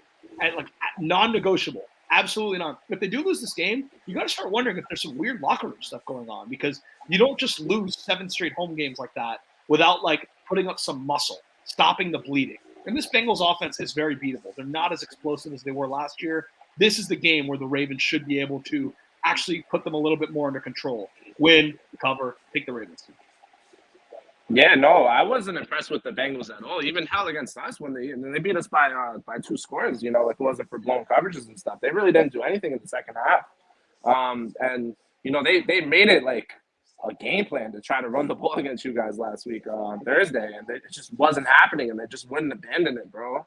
They wouldn't abandon it. So I don't know what's going on with Jamar Chase. The chemistries look really, really off between those two. Like you said, T. Higgins has looked great, looked better. It's just, I think the defense is beatable. Like you said, you brought up all those great points that I had no idea about, you know, what goes back with them, the home games and stuff. So, yeah, man, the back's against the wall for Baltimore here. They got to come out with the win. I want to pick them to win. I originally had the Bengals, but I'm gonna look twice into this one. I just look at it like, you know how Baltimore's been on this weird roller coaster. Like week 1, Danny, they beat you guys. Week 2, Big Rat. We obviously know what happened there. Week 3, they come to Foxborough and take care of the Patriots. Then week 4, they shot themselves in their foot. So I just think this is like, it's a get right spot for them. It's that spot where there's a small part of me that wouldn't be shocked if this was a blowout by the Ravens, but there's a small part of me that thinks this game could be close. I could see a very similar game to the Steelers game, honestly, from the Bengals-Steelers game, but the Steelers don't let up exactly. I can see a very similar game here where Baltimore just kind of comes out and just puts their foot on the gas. And we know this is a well-coached team. You know, sometimes with the new coaches, the second-year coaches, and these backs against the wall spot, it's like, well, we don't know how well-coached they are, so we don't know how much that matters. This is John Harbaugh, like, at home. Like, this is – he was caught fighting on the sidelines with Marcus Peters last week. I think he knows the franchise needs this. Like, they need this. At the same time, if I'm the Bengals, man, looking at this game, you know, we obviously got one against the Jets that should have happened. We probably could have lost that game if Tua was still in there, you know, easily. I think Teddy Bridgewater had a fourth quarter lead at some point, right? He did. And then they finally went down. They played well, and they put the game away. So if I'm them, you know, they know how the Ravens are coming into this game, and to be able to put your you know, your foot on their throat and be like, nah, like we're still here. And if they come out with that right mentality, man, they can still win this game, you know, absolutely. But you guys make great points as well. The Baltimore needs this game way more. And before we go to Chiefs, the very last thing I'll say is the Bengals on Thursday night. It was a nighttime primetime game. They had 60,000 fans in that building. It was the largest attendance for a Bengals game ever in their history. So in that the most electric of all possible atmospheres, that's how they played. You know, they were very beatable. Like, so this is on the road, like against the Ravens crowd that should be very jam-packed themselves and very loud themselves. I think they could play worse than they played on Thursday. Yeah, go ahead. I know the Chiefs are a team that Big Rat we've been very leery about when it comes to the spread. I'm not this week, only for 2 main reasons. One, because we know Chiefs, how good they've been against the Raiders recently. The other, the fact that the Raiders got such a needed win last week, and that it's that they got their first win, they're back on track, and then Rome comes crashing down. That's where I see this game being. I like the Packers, I like the Bucks, and I like the Chiefs to all win big this week. If I had to do a favorites parlay, I would do that. If I had to do a dog parlay, looking at it right now, I'm probably going to say Arizona -5.5, Arizona +5.5, Cleveland +3, and Houston +7. That would be an underdog parlay. This one, however, though, like I said, No. And the other thing I'm going to say, too, about the Chiefs last week, besides the just alley-oop touchdown pass, it's the fact that Mahomes is getting the ball to everyone is something I think a lot of people should be more paying attention to when it comes to this Chiefs roster. And he still hasn't found that real connection with Juju yet, which is weird because everyone hyped that signing up and everyone thought, it'd be no big deal. But he's doing it with everybody else. So that's even more impressive, man. Yeah, this Raider team is weird. We kind of figured with the Josh McDaniels hire how he really is, and there's pressure on him. I think Mark Davis sat him down, had a private meeting with him, and just he responded. He got a win last week, but I don't know what it really is. I don't know if it's the defense. I don't know if it's just Derek Carr is regressing. Is he forcing the ball to Devontae a lot? I haven't watched too much Raiders. It's been, and shout out to Big Rat, it's been Matt Collins. Matt Collins, baby. No, Matt Collins has been balling, yeah, but I mean, like, Devontae just hasn't gotten going yet, man, at all. He just hasn't had that huge game that you expect to see every other week with Aaron Rodgers. But I know Josh Jacobs looked good last week. That's good for them. But yeah, it's just a bad matchup, man. I don't see how they steal this one at all. Chiefs are rolling right now. Their defense as well, the Raiders, is, I believe, analytically, they're like in the DVOA stats, they're all like mid to high 20s when it comes to all their stats. Their only bright spot so far has been Max Crosby. Besides that, like Chandler Jones hasn't lived up to the signing, and there's been nothing else with that defense. I see a lot of Raider fans are upset with that, with how Chandler Jones has been so far. So, he got a lot of money, man. He should be performing. There have been some Raider fans too saying that Max Crosby is going to be DPOY at the end of the year, and I'm just like, I'm not ready to say that just yet. No. And so I did look it up, Danny. Davante Adams is the second most targeted receiver in football. Yeah. So they're throwing him the ball. Like, you can blame, I guess, Surtain for last week, but yeah, it's resulting in a lot of empty calories. The targets aren't leading to big yards, to big touchdowns. By the way, 1 is Cooper Kupp, 2 is Davante Adams, 4 is Tyreek Hill, 5 is Justin Jefferson. That third receiver, Hollywood Brown, believe it or not. Third most targeted receiver in football. Would not have expected that. I will say this could be a get-right game for Devontae, if not for the Raiders as a whole. Probably not, but Devontae specifically. If you remember, Mike Williams kind of dominated these Chiefs cornerbacks a few weeks back on Thursday Night Football. So even if Derek Carr has to throw more jump balls, and I know I'm not trying to dismiss Devontae. That's not how he won in Green Bay. I know there were very precise routes that he got open on, and they hit him in stride and all that. But I think even if he is struggling to separate, which I don't think he is from what I can tell, like this could be the game where Devontae, a bigger bodied receiver, can kind of take advantage of some of the smaller Chiefs cornerbacks in the same way Mike Williams did. So you can at least see him play well because the Chiefs, everyone remembers last year how Mahomes roasted the Raiders defense, right? But the narrative was that Gus Bradley, the cover 3 scheme, you never run cover 3 against Mahomes. Well, Gus Bradley isn't there anymore. And Patrick Graham, he was the defensive coordinator for the Giants last year. And the Giants played the Chiefs on Monday Night Football, and the Chiefs only scored 17 points in that game.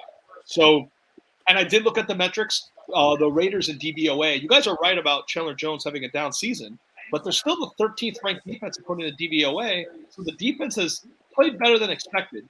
I can't touch the spread just because the Chiefs obviously could just fucking crush. The Chiefs are kind of a weird team because like everyone agrees they're great. Everyone agrees they're probably a contender. They're probably the favorite in the AFC and all that other stuff. But they also lost to the Colts. Like the Colts team that everyone fucking hates. The Chiefs lost to them outright. And they didn't cover against the Chargers either. And they were losing most of that game. And I think in hindsight, we kind of look back at that as like, the Chargers were healthy then. But that may be a sign that things weren't as sexy as we thought they would be at that time. But I still think the Chiefs are going to win. The spread, for me, I guess it's a stay away. I could see it going either way. And more than anything, I would just say Davante Adams take his overs. That would be my recommendation. It was the pass rush, by the way, that I think where their stats are low. Not the defense as a whole, but I think it's the pass rush that's really low for them. Yep. You're right. So this is the Big Rat proclaimed Davante Adams breakout game. Got it. Let's call it the get right game. Bet accordingly. Bet accordingly. That is my prediction. I am now ready. Darren Waller's got to get going too, man. Jesus. And they have to throw the ball in this game. We know the Chiefs are going to score. We know the Chiefs are going to get in front. So they're going to have to pass the ball to catch up. So what does that translate to? That translates to Devontae Adams targets, Darren Waller targets, etc. I also now, we're here, folks. We're at the main event of the evening. I changed the title. I was saying the feud lives on. I changed it to fucking smirk. I changed it to meat in the lion cage. Why? Because I'm about to throw a raw steak into the lion cage. Let these two go at it. I'm going to mute myself, and I'm going to let the two Jets and Dolphins fans go at it and tell you why they think their team is the better team and why their team is going to win the game. Go. You start. Well, first off, I'm thankful to be sitting here at 2-2 and not, 0-4, which we could easily be, or 1-3, So at least this game does mean something. I'm not coming on here to say we're definitely winning this game. Hell, I didn't even make a pick yet. But this game is winnable. It's going to be tough, and I'm very excited to see some of these matchups, especially Tyreek on our corners, Waddle on our corners, who have been a top 3 group so far in the NFL. They've absolutely hit on their corners. Their pass rush just started to come alive last week. We had 4 sacks. All of our big guys had a sack for our Lawson, Quinton Williams. The way you beat us, though, is the middle of the field. C.J. Mosley cannot cover. Our linebackers can't cover. Our slack corner, Michael Carter II, who's a little undersized, he gives up plays, but he's been solid, man. So if your game plan is to beat us over the middle with Gesicki, I think it could be a long day for us. But if your game plan is to continue to go to Tyreek Hill down the field, I think there'll be an opening there. You guys play now on offense for us. Zach Wilson, man, I was worried. Those first 3 quarters, man. I mean, obviously the kid hasn't played football in 7 weeks, 8 weeks, and obviously that's going to come with rust. But that fourth quarter, I have not seen a Jets quarterback just be so precise and so poised in that fucking stadium where they're playing Renegade, which Robert Saleh said, that is the kiss of death when they play Renegade. It's over, man.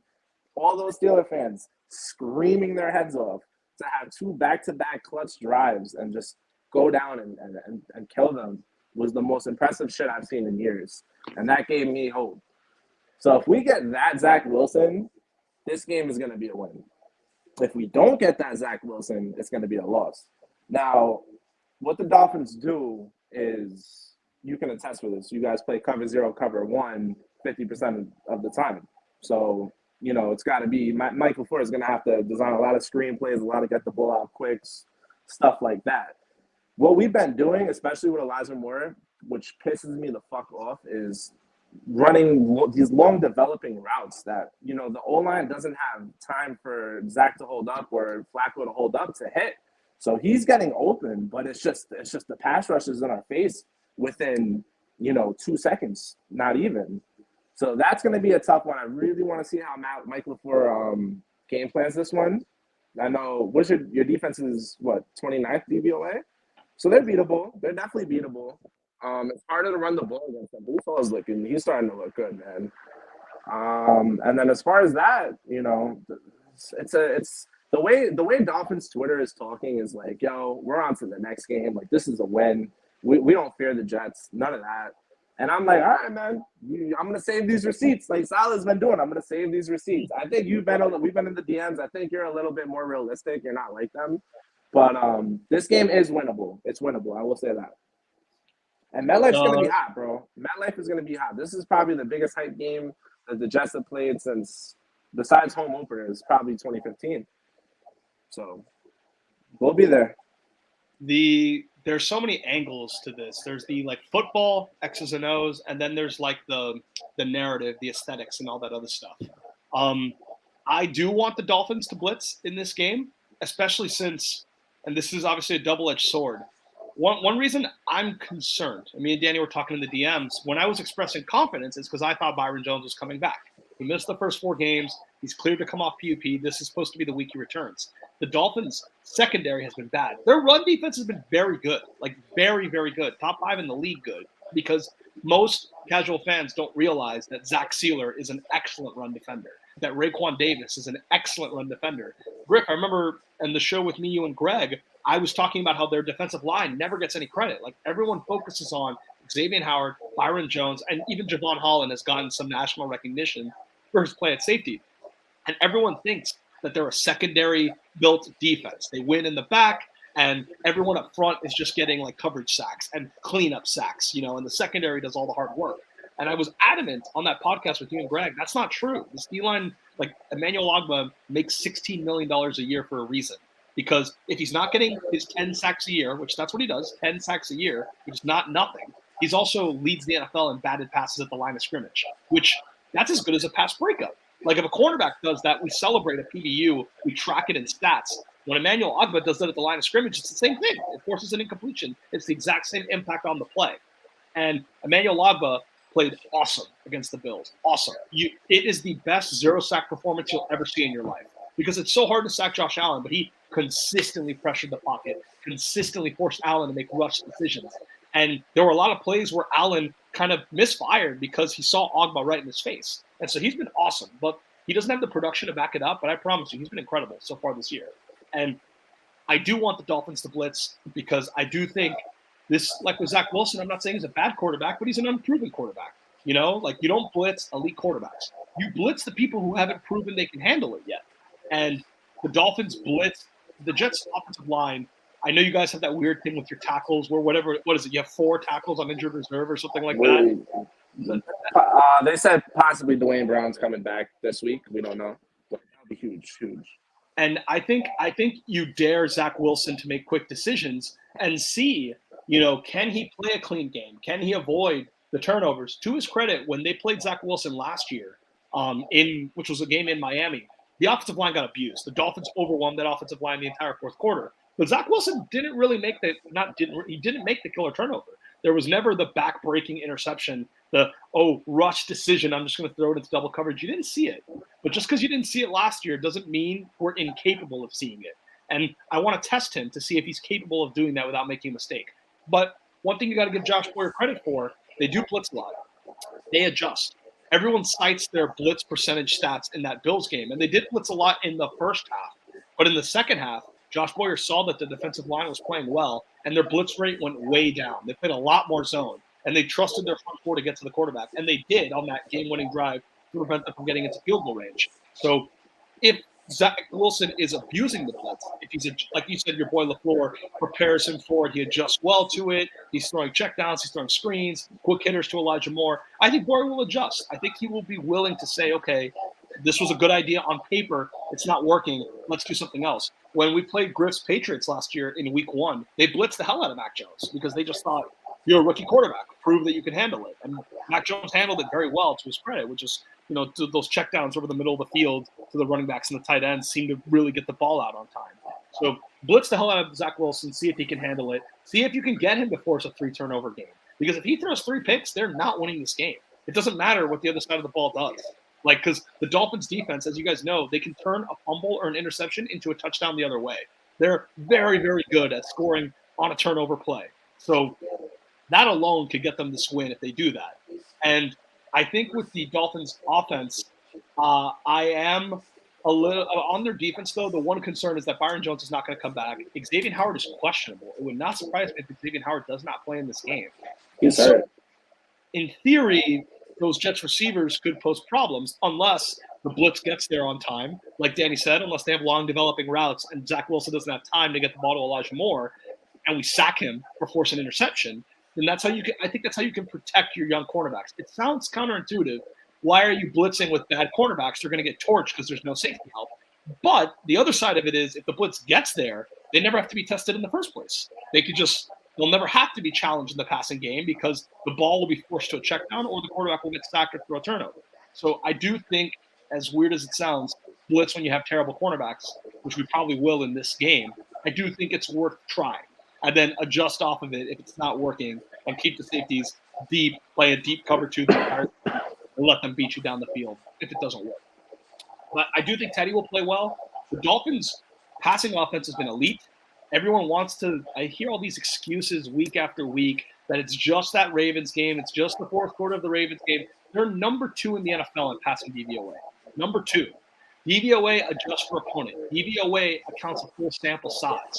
So if it was just that one good quarter and they played terrible on offense the other 3 games, they would not be second in the league in DVOA. They're second in the league in DVOA because they're very effective on a play-to-play basis. They didn't have a lot of drives against the Bills. They didn't have a lot of drives against the Bengals, but they were very good at getting touchdowns or getting field goal drives out of those possessions. So I think that the Dolphins' passing offense is legit. And I think that even with Teddy, they could still connect with Hill and Waddle and make a lot of big plays down the field. But to me, the determinant of this game is there's 3 major inflection points. The first is Zach Wilson going to turn it over? We already talked about that a lot. Is he going to have a multi-turnover game? Is it going to be like Sam Darnold against the Boogeyman Patriots on Monday Night Football a few years ago? Maybe obviously not that bad because nothing can be that bad. But that's the first inflection point. The second inflection point is, can the Dolphins run the ball? The Dolphins' rushing offense have been very bad this year. They're 20th in rush offense DVOA. Edmonds is not super comfortable in the outside zone thing. I think people get it wrong with the Dolphins. They think all their running backs are so fast. No, Raheem Mostert is fast. He has 4.3 speed. Edmonds has 4.55 speed. Now, he's a very shifty athlete. He's really good at avoiding tackles, and he's very dynamic in space nonetheless. He does not have straight line speed like people seem to think he does. He makes plays in the passing game, yeah, but he's not a burner. Raheem Mostert is a burner. And you saw last week that Mostert got a lot more carries. He was more comfortable in the offense. And I really do think the Dolphins need to run the ball well in this game. I just think, and it's going to be hard because Danny's rush, as he's probably pointed out, his run defense has played very well. But they cannot get by with a bad rushing offense, I don't think. Because if you force Teddy in 2nd and 10, 3rd and 10, with our offensive line, which is not great, Danny's offensive line might still be better than ours, even with the tackle injuries. I think you could have some problems. So I think the second inflection point is, can they run the ball? And then the third is the coaching. Most people I think know this, Mike McDaniel, Robert Saleh, they're good friends. They've been really close friends since 2006. They worked together in Houston as quality control coaches, even before they worked with Kyle Shanahan in San Francisco. So they've been good friends for a very long time. They know each other very well. My gut tells me that Mike McDaniel is a better coach than Robert Saleh. There's obvious bias in that, of course. My gut tells me if you had to pick one to out-scheme the other, I think you have more evidence that McDaniel would be the one to do that because his offenses look great. Robert Saleh's defense last year was awful, maybe the worst in the league, and that's supposed to be his specialty. And I know he didn't have a lot of talent, but you kind of see like with Lovie Smith in Houston, he gets his defense to play competent, and he doesn't have a lot of talent either. But when that's your specialty and when you're good at your job, you can at least raise the floor. You can make it so they're not horrible. And the Jets defense last year was maybe the worst in football. So I know McDaniel's only coached for 4 games. Given the evidence I've seen from both, I think McDaniel's offensive prowess is more legitimate than Robert Saleh's defensive prowess. And I think coaching, scheme, catching them off guard can win them this game. We'll see. I told Danny this in the DMs early in this week. The Jets better not single cover Tyreek Hill. I know their cornerbacks have been great. That's been the story, that Sauce Gardner has he's shadowed Jamar Chase and Deontay Johnson, and he's held them to really low outputs. He cannot handle Tyreek Hill because no one can. That's why I told you on your show, he's the guy you give $30 million to, not Devontae Adams, not A.J. Brown, not any of those other guys. Because not only is he an elite receiver, but he creates for everyone else. He puts the fear of God into every single defense with his speed. Devontae Adams does not do that, as awesome as he is. And I said this before the season started, so I don't think I'm being reactionary to the results of the previous few weeks. Devontae Adams speaks the fear of God in defensive coordinators. It does not scare your coverage. The Broncos will happily single cover him with Patrick Surtain. They won't do that against Tyreek Hill. Because no matter how good your cornerback is, there's just not a single cornerback capable of covering him. And what you saw in that Bills game, the Bills Danny's point was that Tyreek Hill didn't do much against the Bills, which is true. The Bills overreacted to Tyreek Hill a lot, and you have Jalen Waddle on the other side. You can't really afford to double cover both, because if you do that, then Mike Gesicki is just running free over the middle of the field. Raheem Mostert has a free running lane up the middle of the field. It's really hard to double cover 2 guys. So when you overreact to Tyreek Hill, you give Waddle one-on-one opportunities, and he's too fast in his own right. He's too fast to burn most corners. Maybe Danny's hope, maybe Sauce Gardner can limit Jalen Waddle. Maybe. I don't think he can limit Tyreek Hill. I think that would be a mistake. I think your best bet is to put him on Waddle, hope he slows down Waddle, and then hope the double team on the other side takes care of Hill. But that's your strategy. I think putting him on Tyreek Hill is one of the storylines of this game. I think that would be a disaster. I think he'll get burnt. And you'll have people saying, like on Twitter, why did Robert Saleh single cover Tyreek Hill? What a galaxy brain moron. And you could see the logic as to why he made that decision, but I think that would be a trap. I think that would be a big mistake. I think that would cost the Jets this game, and that's a coaching issue as well. I know we've been talking a long time on this game. I think the Fins are going to win. I'm not overconfident about it. They could lose this game. They really they need this game in the sense of they probably cannot win the AFC East if they lose this game because the Bills are probably going to beat the Jets in New York. Sorry, Danny. They probably are. Of course they will. And so because of that, like if they lose to the Jets and the Bills don't lose to the Jets, then you're going to kind of lose ground to Buffalo. They're probably going to end the year with a better division record than you, even if your records are tied. And so losing this game might cost them the AFC East. So from that perspective, it matters. But it's also like you're 3-1. You don't have your starting quarterback. It's not a super high-pressure situation. If the Jets lose this game, that's a disaster because this is when the Dolphins are the most vulnerable. There's no Tua. There's no Byron Jones. There might be no Xavier Howard. It won't get easier than this in the Zach Wilson, Robert Saleh era. This is probably your best chance at home. They have to win this game. I think if they lose this game, it'll be very embarrassing, and it will start the narratives all year long about is Robert Saleh the guy? Is Robert Saleh the guy? Is Robert Saleh the guy? I think that will start if they lose this game. It's already started, man. It had, yeah. That's absolutely started. It will get worse, I guess is what I mean to say. Because look, Danny, I know you're happy they won those games, but if we're being objective as fans, their 2 losses they got killed. Their 2 wins were literally won at the buzzer. Yeah, no, I'm very real about the team. Trust me, I'm not drinking all the Kool-Aid that you just take. I'm happy with the record. It's just I know the problems are still there. And if you want to come out and you want to fucking post videos how it's absolutely unacceptable to go 0-12 in the past 2 years to the AFC East and we need to fucking win, the bullshit stops here. This is your best chance. This is as easy as it's gonna get. Not easy, but yes. On your terms as it's gonna get, man. Fucking show up. You had the big win against the Browns. You hyped up the fans to go buy tickets to show up against the Bengals, and you thought things were gonna change, and the same old fucking shit happened, man. And then you came back. Zach came back, fucking found a way to beat the Steelers. Now you have your fucking wannabe franchise quarterback coming into his first home game, where even more fans are going to this game than the Bengals game, and you need to show up. You absolutely need to show up. This needs to be a competitive game. I mean, so be it if you fucking lose by a last-second field goal or something like that. But if you're losing by 2 scores, man, God help us. God help us. It will get really, really, really dark. Yes. And it also, especially because then you have to look about it. You're not just evaluating Saleh in a vacuum at that point. Now you're evaluating Saleh of, okay, this guy who knows you really well just came in and boat raced you at home. So why should you be the coach for us in this division? Because you have to play that guy twice a year. Like, why is this not going to just keep happening? If it happened at home when they didn't even have their starting cornerbacks and they didn't have their quarterback, it can only get worse from there. So I think that the heat will turn up even more so. And the Dolphins could lose. I think Teddy's going to play fine. Like, there is a world where Teddy just plays horrible. I said on the show last week that he was outplayed by Skylar Thompson in the preseason. That's true. He looked solid last week, though. He looked fine. Executed the offense. Executed a 60-yard deep pass to Tyreek Hill. Like, if he could just do the simple stuff, and if they can run the ball, I can't stress that enough. If they can run the ball, then they should be able to score 25 points in this game, which might be. And I know you're highlighting this Saleh versus McDaniel matchup so much, but Mike LaFleur and Mike McDaniel were in the same room for multiple years under Kyle Shanahan, so they both know, they both have tips on what each other is gonna do, and what their tendencies are like. So, I mean, that I feel like that's more of the bigger target matchup there is McDaniels versus Mike LaFleur. Whose offense is gonna. He was obviously going to play better with those unique matchups. And I do feel obliged to say this was on my list. I did take Dolphins -3. I see it's 3.5 in some places. There I'm a little more scattershot about. And I'm not I did not take the Dolphins against the Bengals. I did not take the Dolphins against the Bills, even though they were like 6.5-point underdogs. I still didn't take them there. I don't think I took them against the Ravens. Like, I haven't really taken the Dolphins a whole lot this year. I do think they're the better team. Like, no matter If the Jets win, I will say congratulations. That's a big win for Zach Wilson. That's a big win for Robert Saleh, a big win for changing the trajectory of the franchise. All that is fine.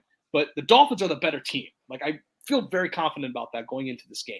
The question is, with all their injuries, are they better enough that they can kind of not steal this one because they're favored after all, but do enough to just get the win however you can, go into next week? Because I don't care about style points in this game. I don't care if they throw 4 picks. I don't care if they only score 16 points and everyone says this offense is fake. We've always known this offense is – I don't care. I don't care about any of that. Like, this is a win, get your style points at home kind of matchup. Now, I will say this, and I told Big Rat this in the DMs. Keep in mind, last week, Vegas got hammered, destroyed. And a lot of casual bettors are going to see the Dolphins against the Jets on the board. And they're going to go, oh, wow, the Dolphins are way better than the Jets. And I think this is going to be one of the top games bet. And I could see Vegas cashing in here. I'm telling you. But that might be more so the 3.5 hook. Could be. Yes. Very well so.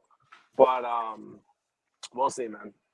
I'm hyped for it though. I'm hyped. I'm very hyped. I'm a little nervous. I am a little nervous. I don't know how to feel because this is literally the pivot point of the season right here. It goes one direction or the other. Because the schedule again doesn't lighten up. We're thrilled to be 2-2 right now. It's unbelievable that we're 2-2 right now.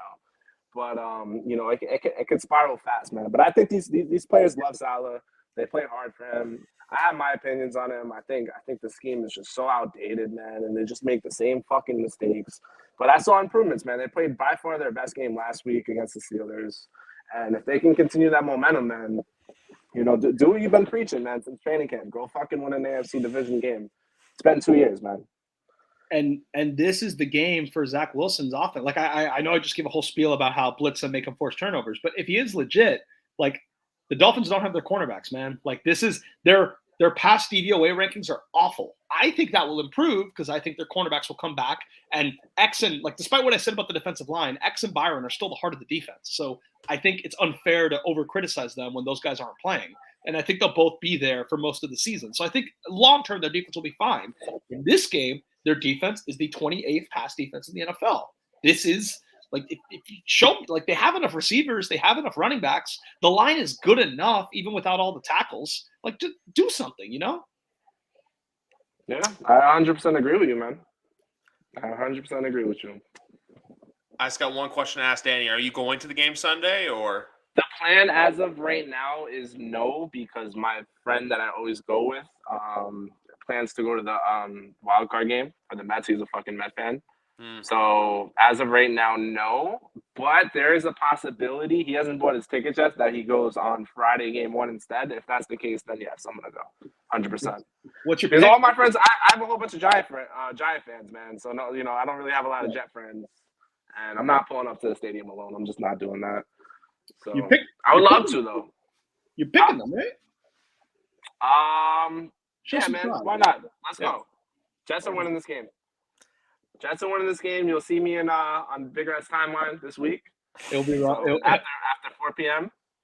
And per usual with this dynamic, I will be kind and respectful and compliment the Jets where they deserve it. And he will tell me how Tua sucks and how Hurts is better than him and how they're a disaster and, never give the same reciprocity that I'm coming hard. I'm coming hard Sunday if they win. I knew this was a fucking fluke team. Absolutely. I'm sorry my camera's not on. I had to plug in my phone to the charger, but absolutely. Fake 3-0, fake 3-1. Yeah, I know. Hey man, for somebody who always wants to call a team a fake fraud team for 1-score wins, you look at the Dolphins and their 1-score wins, man. I don't know. Hey, their 1-score wins came against 2 of the best teams in football, for 1, and for 2, they beat the Patriots by double digits, which no other team has done yet, except the Dolphins. The Packers didn't do that. The Ravens didn't do that. This might be another 1-score win, man. I don't know. I don't care about a 1-score win in this one. It's on the road with your backup quarterback. Okay, look, after this game, they go at Detroit, at the Bears, home to Davis Mills, home to Jacoby Brissett, home to Kenny Pickett on Sunday Night Football. There's plenty. Trust me. So they can afford to lose this game. Absolutely. They can absolutely afford to lose this game. They totally can. And I will be the first one to tell you that when we're previewing those games, beating those teams is not enough. I do want to see some 10, 15, 20-point victories against teams like that. All right? But this is road division game with your backup quarterback. 1-point win. Call us frauds all you want. Don't care. And listen, another point is, as crazy and as controversial as this might be, we might have the refs in our pockets this game, man. I don't know. I think the league's pissed off at you guys a little bit, making them look bad. So we might get a couple calls go our way. So that won't. And thank you for bringing that. Sorry, Griff. I don't want to take too much more time, but I do have to get one little point on this because I made a big spiel about it last week. Okay, look, the NFL is doing their investigation. What everything is pointing to with the Tua thing is that he had gross motor instability from his back. They cleared him to return because it was back-induced, not neurologically induced, and that's why the NFLPA wants to change the protocol. You don't need to change the protocol if the Dolphins fucked up. If the Dolphins just didn't do their job, the protocol doesn't have to be changed. You change protocol because you realize, oh, yeah, the Dolphins were allowed to let him go back in the game because that wobble he had wasn't induced by his brain, so he was allowed to go back in, and we want to fix that. We want to make it so even if it's not neurologically induced, you can't go back in. The concussion thing is weird. We'll see what the investigation says, and then I'll reserve my judgment on it. But I will just say, all these people out there who say it's not possible for his stumble against the Bills to come from a back injury, you're just fucking wrong. I promise you.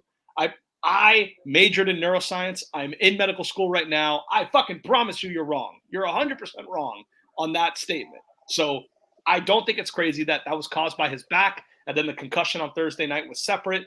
Obviously, the fencing posture was very strange. It was very tough to watch, obviously, as a Dolphins fan and as a regular human being. Just seeing that is very scary. But he's in concussion protocol now.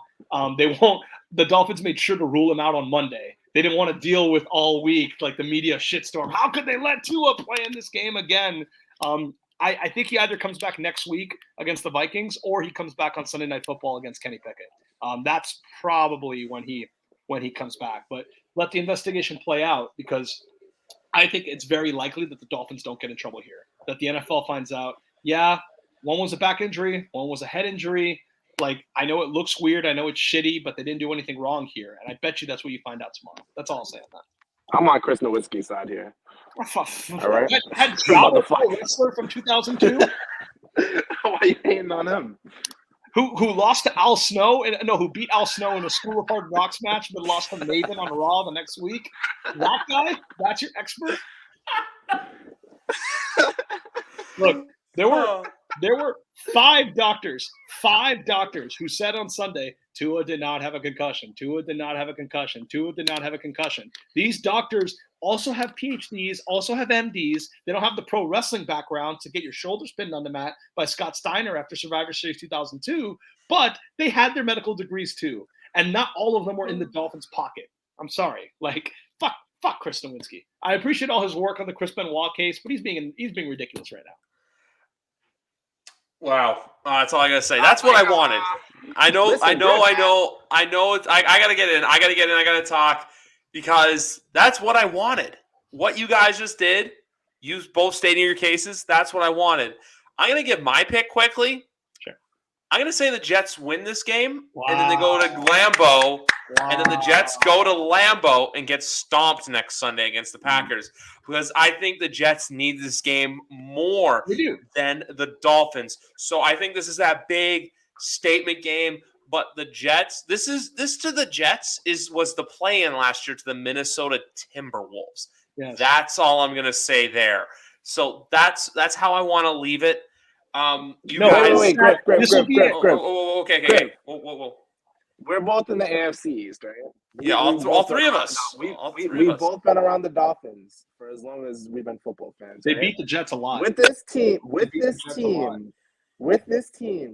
Dolphins, does it not when it rains it pours? When it rains it pours every single time with that franchise. I just look at it as which quarterback do I trust more? And right now I know he's unproven, but I have to go. I want to go Wilson. But at the same time, too, it wouldn't shock me to see the Dolphins win because of the Jets' big win last week against the Steelers. Yeah. But then again, the Steelers are they're mid. So with both of these teams, like I said, it can't go either way. I'm just going with the Jets just based off of the emotional factors and based off of the who needs it more and who wants it more. And now I'll say this as well with the Tua stuff. I think we don't see Tua until the Sunday night game against the Steelers. I do think that they ruled him out on Monday. You know what? Save face.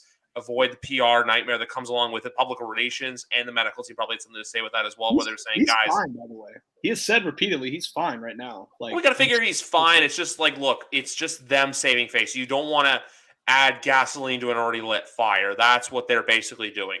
But yeah, that's just my whole philosophy on this game. Like I said, I think it's just too, like we said as well, the Jets haven't won a divisional game since 2019. I think this is just that it's that time for them where they'll win and then you'll get people talking about them. I mean, like, I know the Jets, I still have them. I think they're still a year away from really making noise. So I think it's that, are the Jets good? Are the Jets legit? Are they this or are they that? And then it's kind of like that slower progression for them. But like I said, if the Jets wanted to compete this year, or not even compete, to be relevant, I think they have to go at least 2 to 4 or 3-3 in divisional play. They haven't had a divisional game yet, so this is their first big test. Because if they lose, or if they lose bad on Sunday, that's where the Robert Saleh talk starts. But when it comes down to it, Big Rat made a really excellent point. I do think that Mike McDaniel is the better coach. I just think that when it comes to defensively, I think that there's guys like Quinnen Williams, who's had an excellent year so far. That guy's trying to get paid. Quinnen Williams has been playing great. Carl Lawson. Monster year. Carl Lawson's He's still working his way back, man. Last week it was the best he looked, but he's coming back from that Achilles. The explosiveness isn't still all the way back, but last week was a positive step in the right direction. Listen, Quinnen Williams, that matchup against Eichenberg, he should destroy that matchup all day long, man. And if he does that, and we don't have to blitz and we can just drop back in coverage because Miami doesn't have a run game whatsoever. That could change the game. The game is there, man. The game is there for the win. This game is going to come down to who wins defensively, in my opinion. More than I like to say the quarterback screws up, this game is going to come down to which team has a better defensive game plan. I will just say very quickly, Tua, like last year, this has generally been true in Tua's career. He usually makes the offensive line look better than it is. That was true last year, and that's been true this year so far. Like, he just doesn't get sacked very often, even though when he does get sacked, it's an apocalyptic national television disaster. But I think that you could see, to Danny's point, you could see with Teddy, all of a sudden the offensive line looks a lot worse. And you're looking around like, what happened? This line has been okay the first few weeks. It's like, yeah, because you don't have Tua making the quick decisions anymore. You have Teddy holding on to the ball, making a mistake, and all of a sudden gets sacked 3 or 4 times. Sacks that Tua would have probably avoided by just making a better decision with the ball. So I do agree that's a very much a risk factor for this game. But you know what? I'm tired of being fucking nice. Oh, the Jets need to win a division game. They can beat the shitty Patriots when they come to MetLife or when the Jets go to Foxborough. How about that? That's when the Jets can win a game. You know what? Same old Dolphins when it rains and pours. Same old Jets. This is the game where they embarrass themselves. It leads to the head coach getting fired. It leads to you starting over at quarterback all over again. Sam Darnold against the Patriots on Monday Night Football all over again. That was the beginning of the end of Darnold and Gase. That's going to be the same thing here. Fuck this. Jets suck. I love the passion. This dipshit, man. Listen, just because your little overrated Dolphins had a good start, you want to fucking declare that you're, by the way, told me a Super Bowl contender.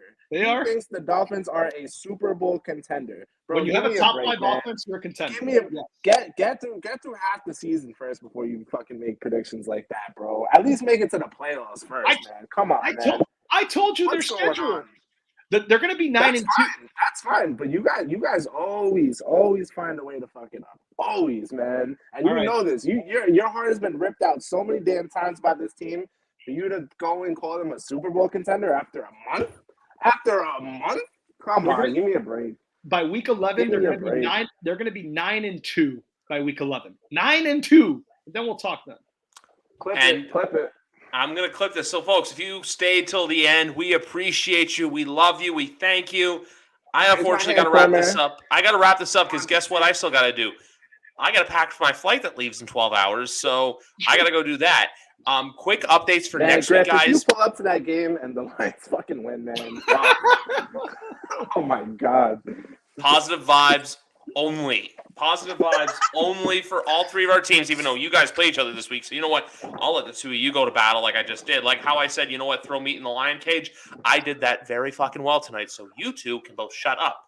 Meanwhile, with me, I'm going into this trip with positive thoughts, positive vibes. Like I said, we're wearing the throwbacks. I am there. It's Belichick's 400th game. They are not losing to the Lions. If they do, I'll come on in here and eat crow. But I'm also here to make an announcement for next week because I'm probably only going to be able to do one show. Why? Because I get back very late on Monday night. I'm busy Tuesday. Wednesday, I'm going to AEW, which I'm very excited for. First ever AEW show for me. Toronto. Yeah.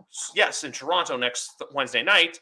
And then on Thursday, it'll be probably me here, maybe someone else. I know Andy McNamara and I will be previewing the Patriots-Browns game next week, so stay tuned for all of that.